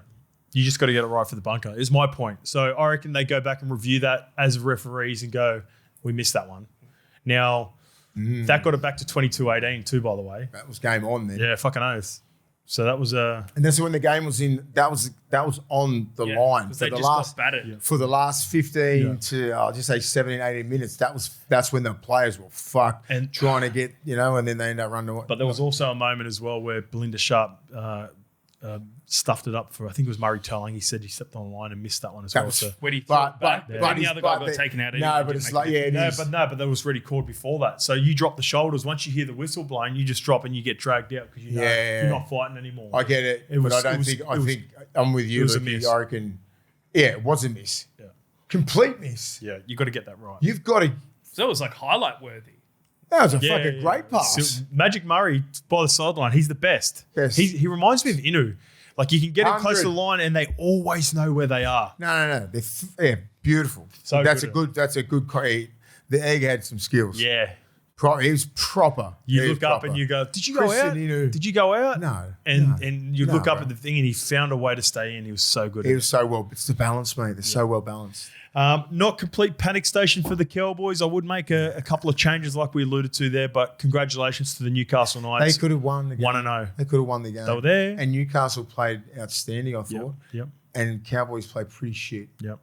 Also, we forgot to, I thought Trey Mooney looked good. The Trey, yeah. Yeah, looked good. Ice Trey was good. Ice Trey. But I didn't mind him. I was just trying to think of the middles. The middles that were... I was worried about the middles for Newcastle, and I just thought they really stood up. The back row was good, Frizz was good. And then you got Saifidi, just a brick wall, and you Trey Mooney, good leg speed through the middle. Yeah, but their back five was good. Yeah, their back five was good. Remember I said that's up to the back five. Yeah, Marju got his fucking he got his meters up. KP does what KP does. Gags was good. Bradman Best was good. And Dom Young was good. Yeah. I'm not sure about the meterage that they all pumped out, but they all been. I think they all would have been over 100. Easy, I reckon 150. Cut close to, especially the wingers. Close to 200. Couple of good finishes. Really good defensive reads from Dom Young, which has been fucking up the last couple of years. Yeah. So I don't mind that. Yeah, I like the look of it. I don't mind what Newcastle looks like. Good early signs. Good coaching. All right, let's get to the Bulldogs 15 defeating the Dragons 14. MASE wasn't pretty at times. No. This is exactly the way I predicted it. Low scoring affair, proper dogfight. Dragons were going to be better than what people gave them credit for, and they really hung in there. Really unlucky to not walk away with a point, which we'll get to in a big talking point to finish. Well, let's start with it. Yeah. As a Bulldog, that was a very favourable call to you guys at the end. Loose carry from Bronson Cherry every day of the week. There's a lot of shit that went on. That if I was a Dragon supporter, I'd be filthy, but I'm not. So I'm not filthy. So I'm just sitting here going, we're lucky to get away with it. I'm a realist, mate. I'm looking at it going, fuck, we could get beat here because I like the way that St. George is put together. Yep. They're fucking tough. They're vets. You got a couple of little young, the Setu, the winger, and a couple other blokes, but they fucking run hard. They got some real young fucking kids in that forward pack that tackle hard. Hamish Stewart, a little bit of skill. With the Atkinson, Atkinson? Atkinson, Flano was all right. Cookie was good. Yep. Val Holmes there. Yep. Moses Sully. Luch was good. Like they had big Tupulotu, then Gutho. Like you got some key players in some really important positions. Yep. And they're tough. Yeah, they're tough. They're tough. They hit hard, and they don't stop. They turn up for each other. And, but a couple of those, I didn't really rewind it that much because I was just thinking, fuck, we won good. Yep. Do you know what I mean? But I knew it was... Relief. I knew it was dodgy. Relief. I knew it was like, there's going to be some problems here, and I'll let you watch all that shit. Yeah, I've got you. You can deal with it. I'm just we won. Critter, mad kick, awesome. All right, let's get to Critter. That was it. I was just like, fuck yeah, Critter. We'll talk about plenty of good positives around the Bulldogs as well because I actually think it was a great win from the Bulldogs. Yeah, it was. It was a desperate Dragons team. It wasn't pretty all the way through, but fucking that's what the game is. That's how the game goes sometimes. You go over to Vegas, you get 2 points, especially in the fashion in which you do. And I've said this a number of times. Game on the line, field goal, place kick, or just get the ball in his hands for a one-on-one to try to score a try. Nathan Cleary, number 1. Yeah. Critter's number 2 for me, and I've been saying this all the way back to fucking Samoa for the World Cup. Yeah. He's one of the most clutch players in the last game. 15, 20 years. He just comes up with so many big moments, mate. And I know... How many moments has he had and he's 24? Oh, heaps. He's won 3 premierships. His big moments in those, the intercept, the fucking moments in Origin, the Samoan drop kick, round 1 Vegas. Bro, I'm just like, and they're memories that you just go, fucking yeah. When that went over, and when it went, because you saw beautiful camera work, beautiful when they had it that way and the angle come back to, and I'm like, no one's getting near Critter because they split it right because Birdo's here. How quick are you? Over 20, 30 metres, right? Yeah. And Critter just popped it. Oh, and you fucking legend. Gangster motherfucker. So good. Good. The negatives out of it, geez, it was messy before that. Like leading up to some of the shots that they should have had. I didn't know what was going on. I think Spiro. I think Ciro is going to get back. They're going to recover. They're going to get healthy. They're going to do all the video. Yeah. I reckon they've got a week off because they've got the bye. Yeah. He's going to spend almost the entire week next week finishing his training sessions with where to get to in spots to fucking kick field goals. And you know the thing is, and who takes it? They know what to do, right? But then when you get put in that pressure sort of thing, like the end of the game, towards the end of the game, you're trying to get it, and then it's like golden point 1, then extra golden point. You're like, damn, and you got to get to certain positions, and everyone's trying to play field position, and you got 5 minutes to win the game, and we didn't execute. And we're lucky. St. George was just as fucking bad. No one could get to their spot. George couldn't get. I disagree. Dragons were better at getting to their spots, but they just didn't execute. When you guys didn't get to your spots to even attempt to execute. Like when we just took 3 hit-ups, and I'm like, this is about 2 minutes to go. I was like, get the field goal. And we went right and just got tackled in the corner. Luckily, Sully come out and he dropped the ball. Yeah. And then we went again and Sully saved it. Yeah. And I was just like, fuck, what? It was a good game. I was like, what are we doing? It was a good game. But it just makes it hurt even more for St George fans. That's all it was. Yeah. It's just like when you get beat like that, it is fucking awful. You know what? There was one point for the Dragons where I reckon they look more likely. Probably just going to need to get a little. Val got too much depth. Daniel Atkinson didn't get enough. Why'd Val shoot it from 50? Just trying to give himself because he can knock it from 50. Yeah, I know, but like, didn't they had about 30 seconds? They could have jammed one more in. Yeah. I don't know. But the one that I think that they'll look back on too, maybe a little bit of craftsmanship, and it would have and it would have been again one of those plays where there would have been a lot of people frustrated with it.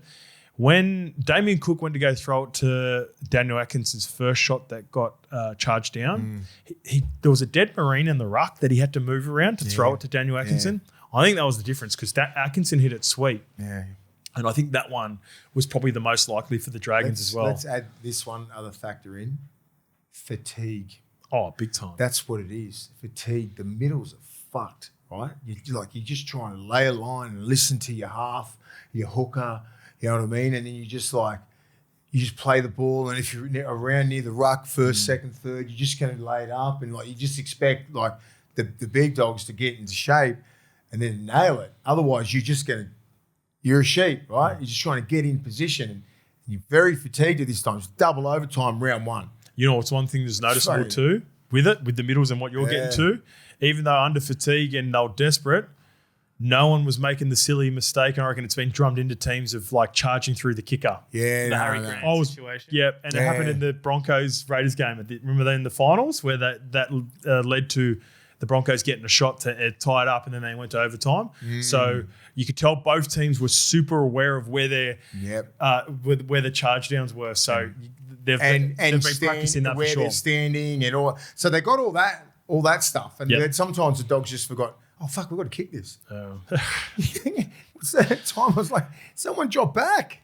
Birdo. Where's Birdo? Well, let's fight. I think Birdo's it was his left knee that was playing up. It was his hammy, yeah. That's why he wasn't popping him, and he wasn't even in range. No. That's why the critter had to stand up. Yeah, and I don't think Lockie Galvin, I haven't seen much from him yet. He doesn't... Pop gun, I think. Yeah, so Critter's the guy. Critter's the guy. It's nice to have sort of Galvin on the right, Burton on the left, and then you just got a little fucking joker card there with Critter just like... What do you think? How do you reckon we look like? How do you reckon we look? Some nice moments. I like the way Lockie obviously linked up with Preston. He had one a little bit later, very similar because he drifts across field. Preston's in for a year. Fucking yes. Preston's in for a year. Beautiful. He's been your best now for a couple of years. Yeah, he had a bit of it like last year, or the year before, bit of a down year, right? Last year, you end up the back end of the year, outstanding. Yep. This year, you know what it was, Mace? It was the year before because he kept on getting fucking suspended for those hip drop tackles. 24, yeah. Remember he got affected by. He was one of those guys. Yeah, and he didn't have his best year, and then last year was good. And then I think this year, I've never seen him come out of the blocks like this. Both back rolls, outstanding. Even Salmon was good. I love the way that the long shifts and everybody's involved. As I said, when you get over like their 40, there's about at least 3 minimum shifts, right? Yep.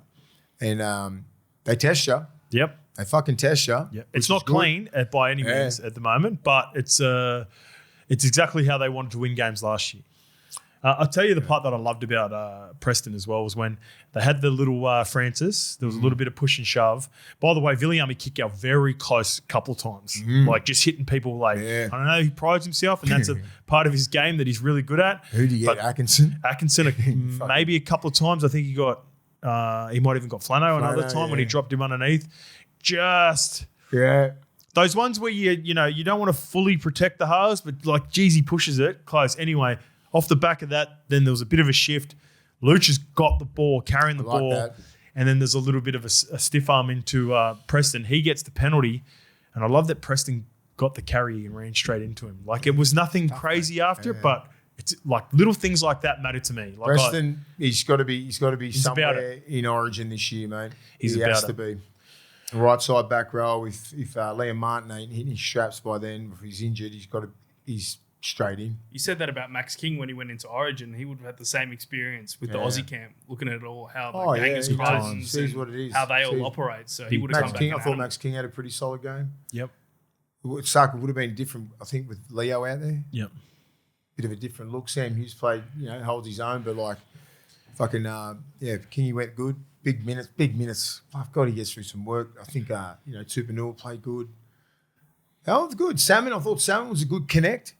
Salmon is... He's really found his role. Yeah, he's got a role. He's got a defined role. Yes. He's a pain in the ass I reckon if you hate Salmon if you're the opposition. Oh, yeah.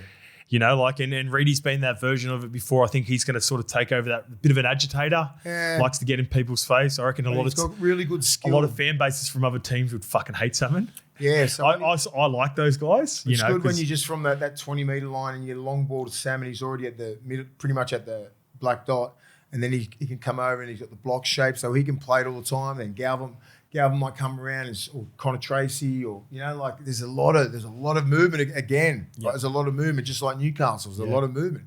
Then you got two back rows that if you don't keep honest, big time. They're going to get you. Yeah, right.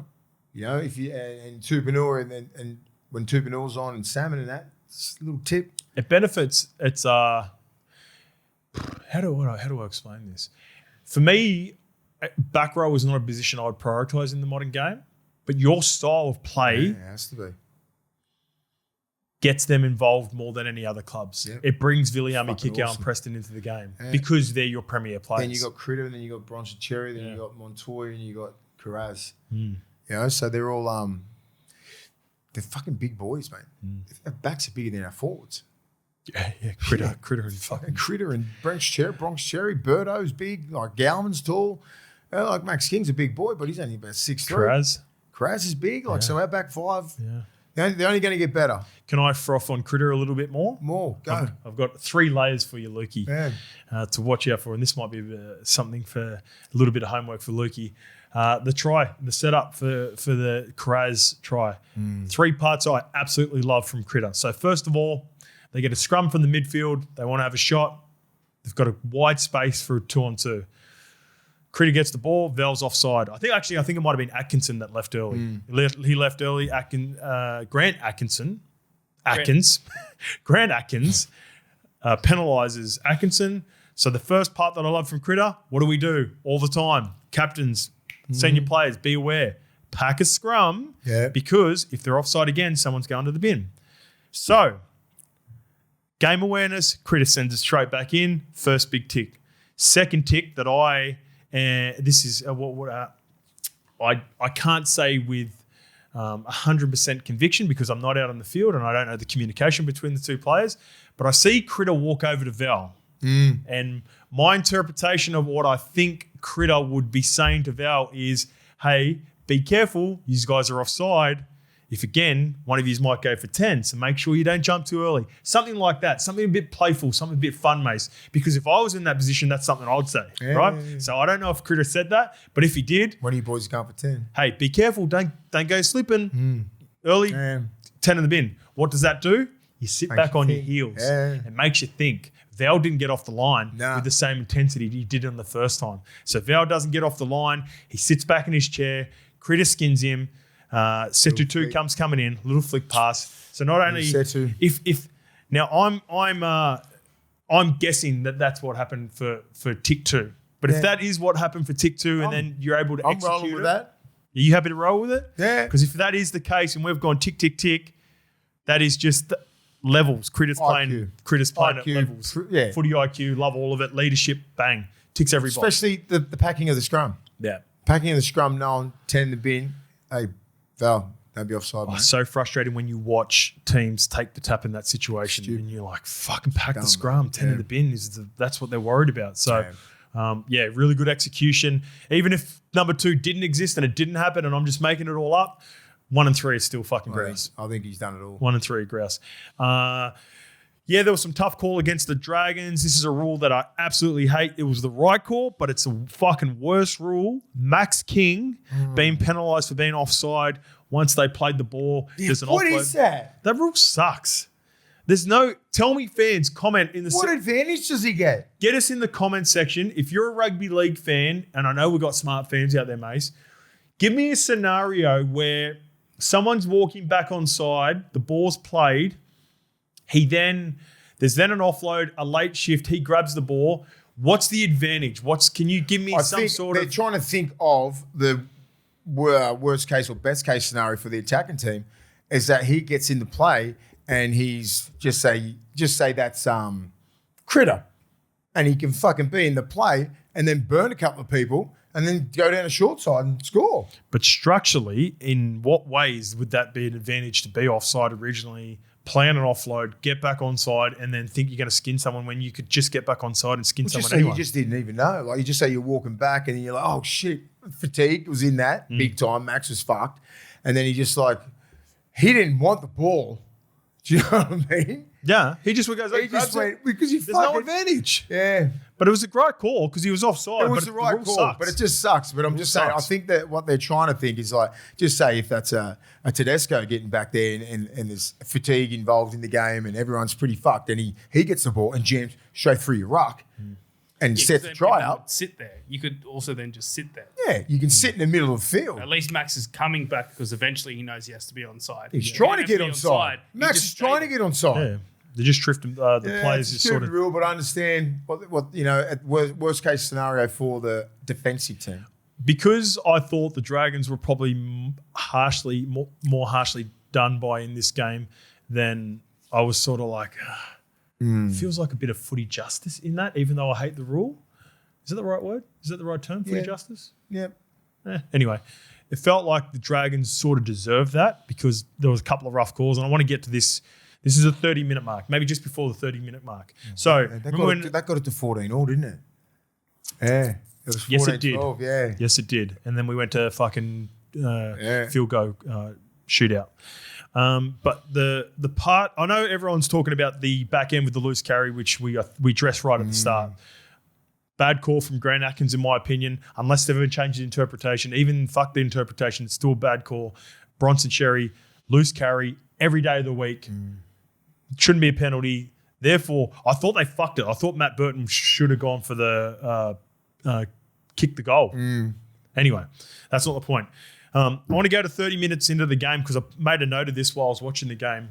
I hated two of these decisions by Adam G. I sort of get the first one, but I hate it still. I'm not. The Sitili Tupouniua knock on with about 29 off the kickoff. Off the kickoff. So the Couchman bros get a good shot on him too.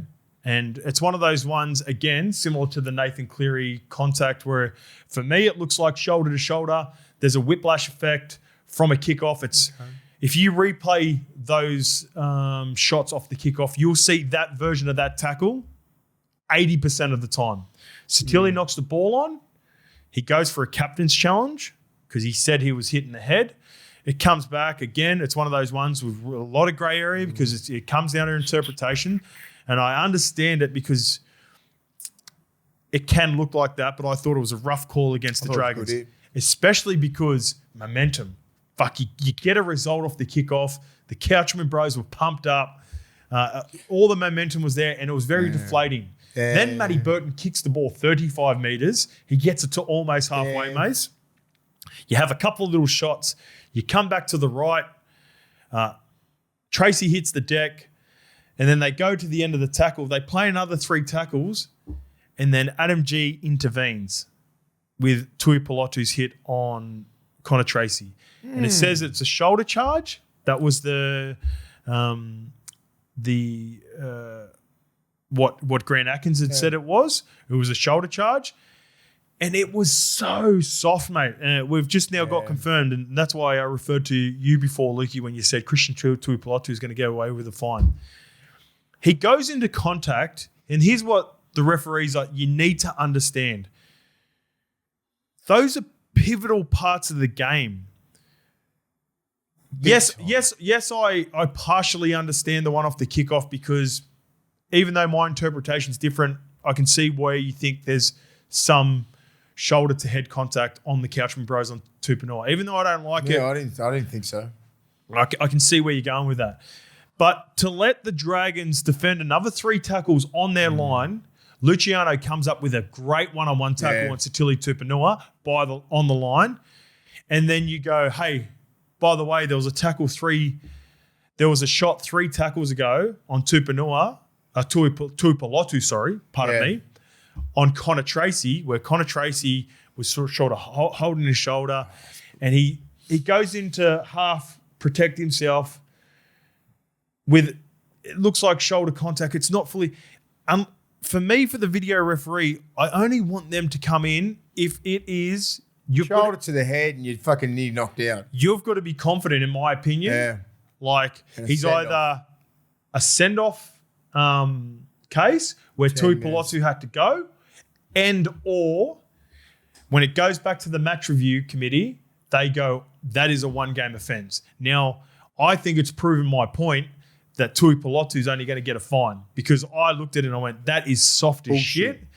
And then therefore the Dragons had to do another set after, let's rewind all the way back to the kickoff, mates. They should have had the ball. Yeah. They should have had the ball attacking the line. Momentum, mate. I tell you all the time. It's hard to get back. It's hard to lose. You know, it's bad. And little things, little sequences like that can fucking cost you. Especially in today's game, because it's so brutal and so like fast, and everyone like 30 massive hit, everyone's let's go.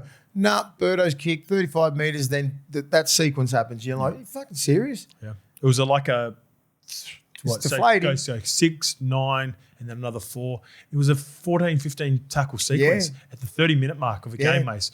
How hard is that? Like referees, you got to know if you're gonna intervene. Please don't with do a that. call. Make sure it's meaningful. Don't penalise the Dragons team that's just had 3 more tackles there, and then come back in and make them do another set of 6. And credit to the Dragons, because this is why I put it down. They go back to the well. They had some joy with Galvin and Preston around Flanagan and Luciano Leilua. So they go back to the well. Flanagan comes up with a good one-on-one tackle on Preston, forces an error. Dragons get the ball back. I wrote down in my notes, Dragons could win this game from that moment, because they hung in there. They got 2 bad calls, in my opinion, and they managed to get out the other end. Now, they didn't get the 2 points, but it drains a lot of energy, mate. It's fight in them. It's unnecessary energy that's drained. And that was with the last part, the loose carry from Bronson Cherry. Those were the 2 penalties for me that were. So a lot of those things, they suck as a player. And especially when you put so much effort in, like you said, with the Cowstrom brothers on that one hit, hitting Tupanua like that, solid hit. That happens. I didn't look at that and go, Is that a penalty? No. Who's getting the penalty here? Like, I was shocked. I'm like, are we getting the penalty? I'm like, captain's challenge. Yes, sweet, Good. So Grant Atkins said, sweet. If I had no horse in this race, I'd be like, bullshit. Yeah. If that was something else, or if that was against, like, if that was going against the Dogs, but because it was going for the Dogs, I'm like, okay, fair play. You'll take it for sure. Yeah, take it. Yeah, it's good. Let's get out of yardage, because they had a bit of an advantage there. I'm like, shit. Yeah. Couple of little things that are really deflating, and that's where resilience and all that sort of shit and training and preseason comes in. It's like Dragons will be better for that. Yeah, but they can't have. Those are things that they don't have any battle scars from last year yet. Because if something like that happens to you this year, that's a fresh. It feels like it's fresh. If it continues to happen, and you have those calls go against you, that's round 1. That's a fresh scar. That's a hard loss for round 1. Yeah. I'd pretty much rather get ended at 80 minutes and just be like 22-10. Deserved a draw. It did deserve a draw. Yeah, there wasn't one real dominant. Yeah, I would have been. No one would have been happy with the draw, but even Ciro said it in the press. Like, if it was, as a neutral, I think so. Yeah, when I'm just trying to think as a neutral. Yeah, when I look at the game, pretty even. Shitty calls here and there, but Critter's a fucking king. Yeah, we just seen the first man at the 6-man bench working as well, with Moses Sully having to go off for a HIA rather than getting a back rower sitting out there where they got skinned in years past. They put Fine out there, which is good. It works. It worked, didn't it? So there's and it didn't feel like they were trying to be too tactically with it or anything like that. No. I think it just happens if you get a specialist off, and like you're going to use your 4 main guys. That's your main thing. Still 17 or 17. Then those other ones are just like, oh shit, center's off. Okay, put Fine on there. Yeah. 4, just a straight swap instead of moving a back rower out and then putting another fucking middle on and all that sort of stuff. So we talked about development. The player that missed out, in my opinion, who would have probably played in the last 15 minutes, Blake Laurie. I think he's the big boy. I think he's right down. He's done a good job of getting fit. Yeah. So Blake Laurie's the player that missed out. I reckon it would have been Blake Laurie that would have played some minutes at the back end of the game. But Fine comes on, goes in the centres, and then once Sully went back on. He actually had to stay out there because Setu 2 ended up cramping up. But it was Critter good. was everyone was getting it by the end. What about Critter helping out his Uzo on? Yeah, of course. Everyone's, you know what? Excellent. Everyone's heard the story. Yeah. Everyone's rooting for Setu too. Well, good performance too. Yeah, really man. good performance from him. Yeah, Can I good ask, on we were him. talking about it pre-show, the comments from the coach before the game for the Dragons, telling that they can't win the comp. Yeah. Did So Danny Wildler? Flano did an interview with Fox and said, look, we're not going It to was win with the Nine, comp. Danny Wildler. Oh, was it with Nine, was It was it? with Danny. Exclusive. Yeah. Anyway, he was like, look, we're not going to win the comp next year, but we've got Keon coming next year, and we've got a couple more premier players that we're trying to get. And Lukey's like, I found that strange.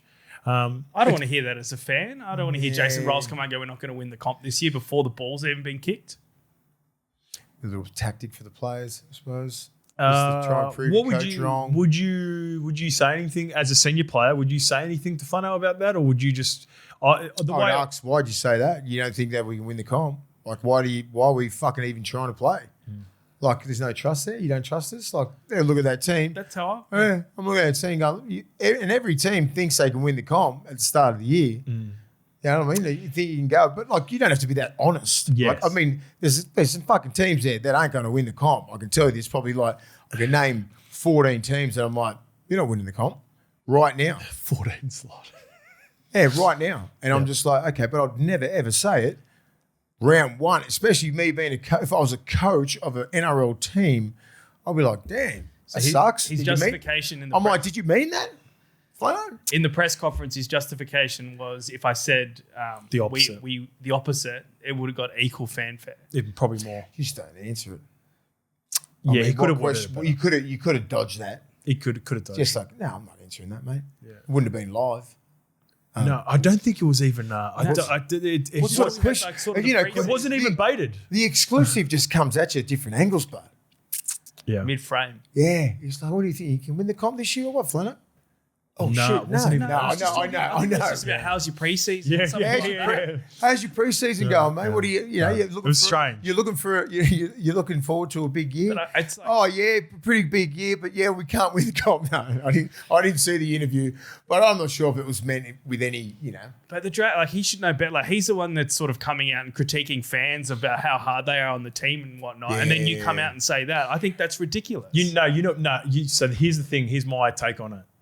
Flano has been, I reckon, and I've seen some interviews with him, and I think he's become so comfortable with the media that he sort of just says things to them, Throws it off, throwaway comments that he might say to them maybe in the booth or whatever.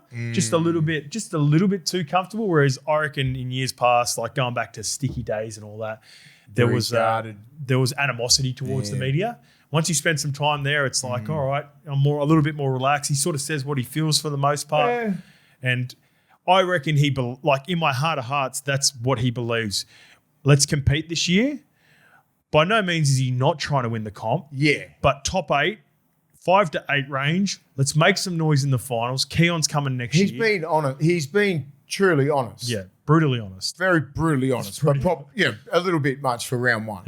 Yeah. Like you just say if you've got 6 or 7 injuries and, you're fucking like South last year and Wayne goes, you can't win the comp. Everyone's like, yeah, no shit.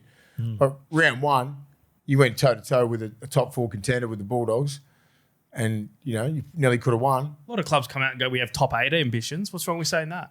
Yeah, perfect. Let's just get to the 8 and we'll have another conversation. What do you hate Flano so much for? Yeah. I just think it's Flano watches the show, mate. He'll Nah. fucking come at you. I'll give him your number. Dragons have been very critical on their creators about, and some of them carry on too much sometimes. Yeah. But they've Yeah. openly come out being so. Don't bait them. Those don't fucking give them something those they can dragons, mix. those dragon fucking supporters who do all the podcasts and shit. Be a realist too. Do you honestly think you can win the comp? I think they would know that, but I don't want to hear the. I know. Flano shouldn't have been that brutally honest. Yeah. But don't let it hurt your feelings. Luke? If it doesn't. Luke, jeez, you've got a Parramatta jersey on. Fuck's sake. No, I know where you're going. I I'm know geeing what you you're up. saying. We're having I fun know. with it. We're having Yeah, fun. I know what you're saying, Yeah. and like Flano could have worded it different, but he's been probably a little bit too honest. Mate. Yep. Let's get to Shane to Kyle. Okay. He cops a lot of flack. I like the early signs from him and Atkinson. I think Atkinson, the best the biggest part that Atkinson's going to bring to the game is a nice, long, high kicking game. Because they haven't had that for a couple of years. All those little pop guns from Kyle. Pop gun, yeah. Like in King Tongia's got a pop gun, really. Lockie Ilias didn't have a big boot. Cookie's got a little pop gun too. Yeah, so no one's really... So some nice... when the game was in the balance, some nice long kicks from Atkinson. I really think he was just a couple of moments away from having a field goal winner for them. But this is the part of Kyle is not for Dragons fans who get into him, and there was also a lot of chat from Shane about the relationship with Kyle and some of the flack that he cops.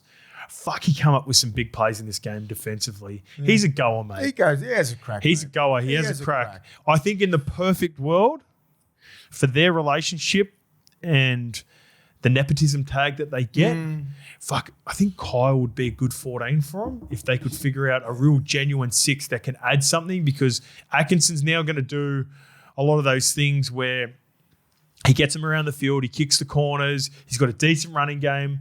Kyle supports well and he defends well and he puts his body on the line. He's got to do that. He puts his body on the line. As long as he doesn't miss tackles. Yep. And he just gets the ball to Luch. He's got some decent weapons there. Yeah. Luch, and he's got a good little edge. Yeah, he's got a really good edge. He's got to do his job. He can do a job there, mate. Good looking kicking game, like a little short one. Yeah.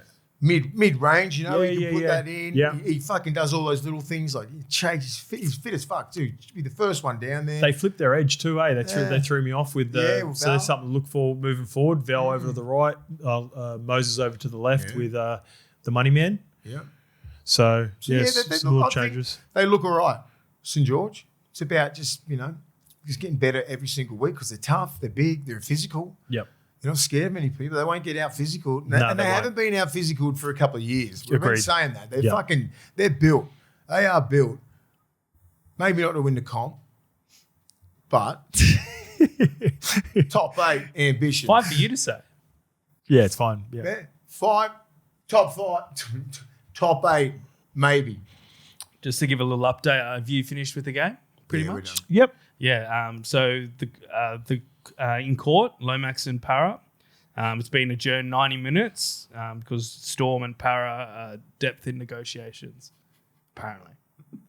So the time is nearly 12 o'clock here now. So that's heavy. There could be news by the time the show comes out today. Wow, that could be huge news. So Mace, looking forward to Thursday again. Oh, I love it, mate. I think I might be sick. Anyway, everyone get home. Footy's back, mate. Footy's back. Vegas was awesome. Dogs get a win. We fucking won. Awesome. Good games, right? Very high quality games. Yeah, I enjoyed them. I really liked the games. Hope everyone gets home safe from Vegas. Yep. And well said. Can we quickly comment on the 360 set? Just how jam were they? Remember the first year? Who was the two? So Webby and Reedy might as well have been sitting on each other's laps. Fucking hell. Gordy should have just went, move. Shout out to Webby for having a crack at Reedy too. I love Webby. Always had I love Webby. He's my favourite journer. Him and Danny White. Oh, wow. Mate. I wasn't sure who they were going to get, and he didn't even come into consideration for me to come and sit in that Andrew Monday Webster. slot. I love it. I reckon he's good. Nah, mate. Webby's good, mate. So he goes, he's a real one. You would have missed it because you don't watch this stuff, but they were talking, Reedy for some reason is in the camp for Zach Lomax coming back and trying to push it or whatever. Right? So Reedy's like, let him come. What was it? I've got the video. I remember I sent the video. Yeah, he's Luke. He's just talking about. He goes, "What are you talking about, Reedy?" About contracts. Fucking Reedy. It was classic. Yeah, it was good stuff. That's can't wait to chat to Braith when he gets back. Webby would have had a good. That setup was awful. Webby would have had a good time in Vegas. Yeah. He knows how to have a dig. You could tell the voices from everyone on. Even Brace was a little bit husky. Matty John's very impressive. Yeah. I wish he could be on more, but he's got a lot of things. But he should be on. Like when they do Origin and stuff like that. I need to hear that voice. Oh, they don't have the license though. It's not. Oh yeah, but they still do comment on it. No, they don't. They don't? do a show after and before, but they don't get commentary. No, it's all nine. No, they do the commentary, but it's.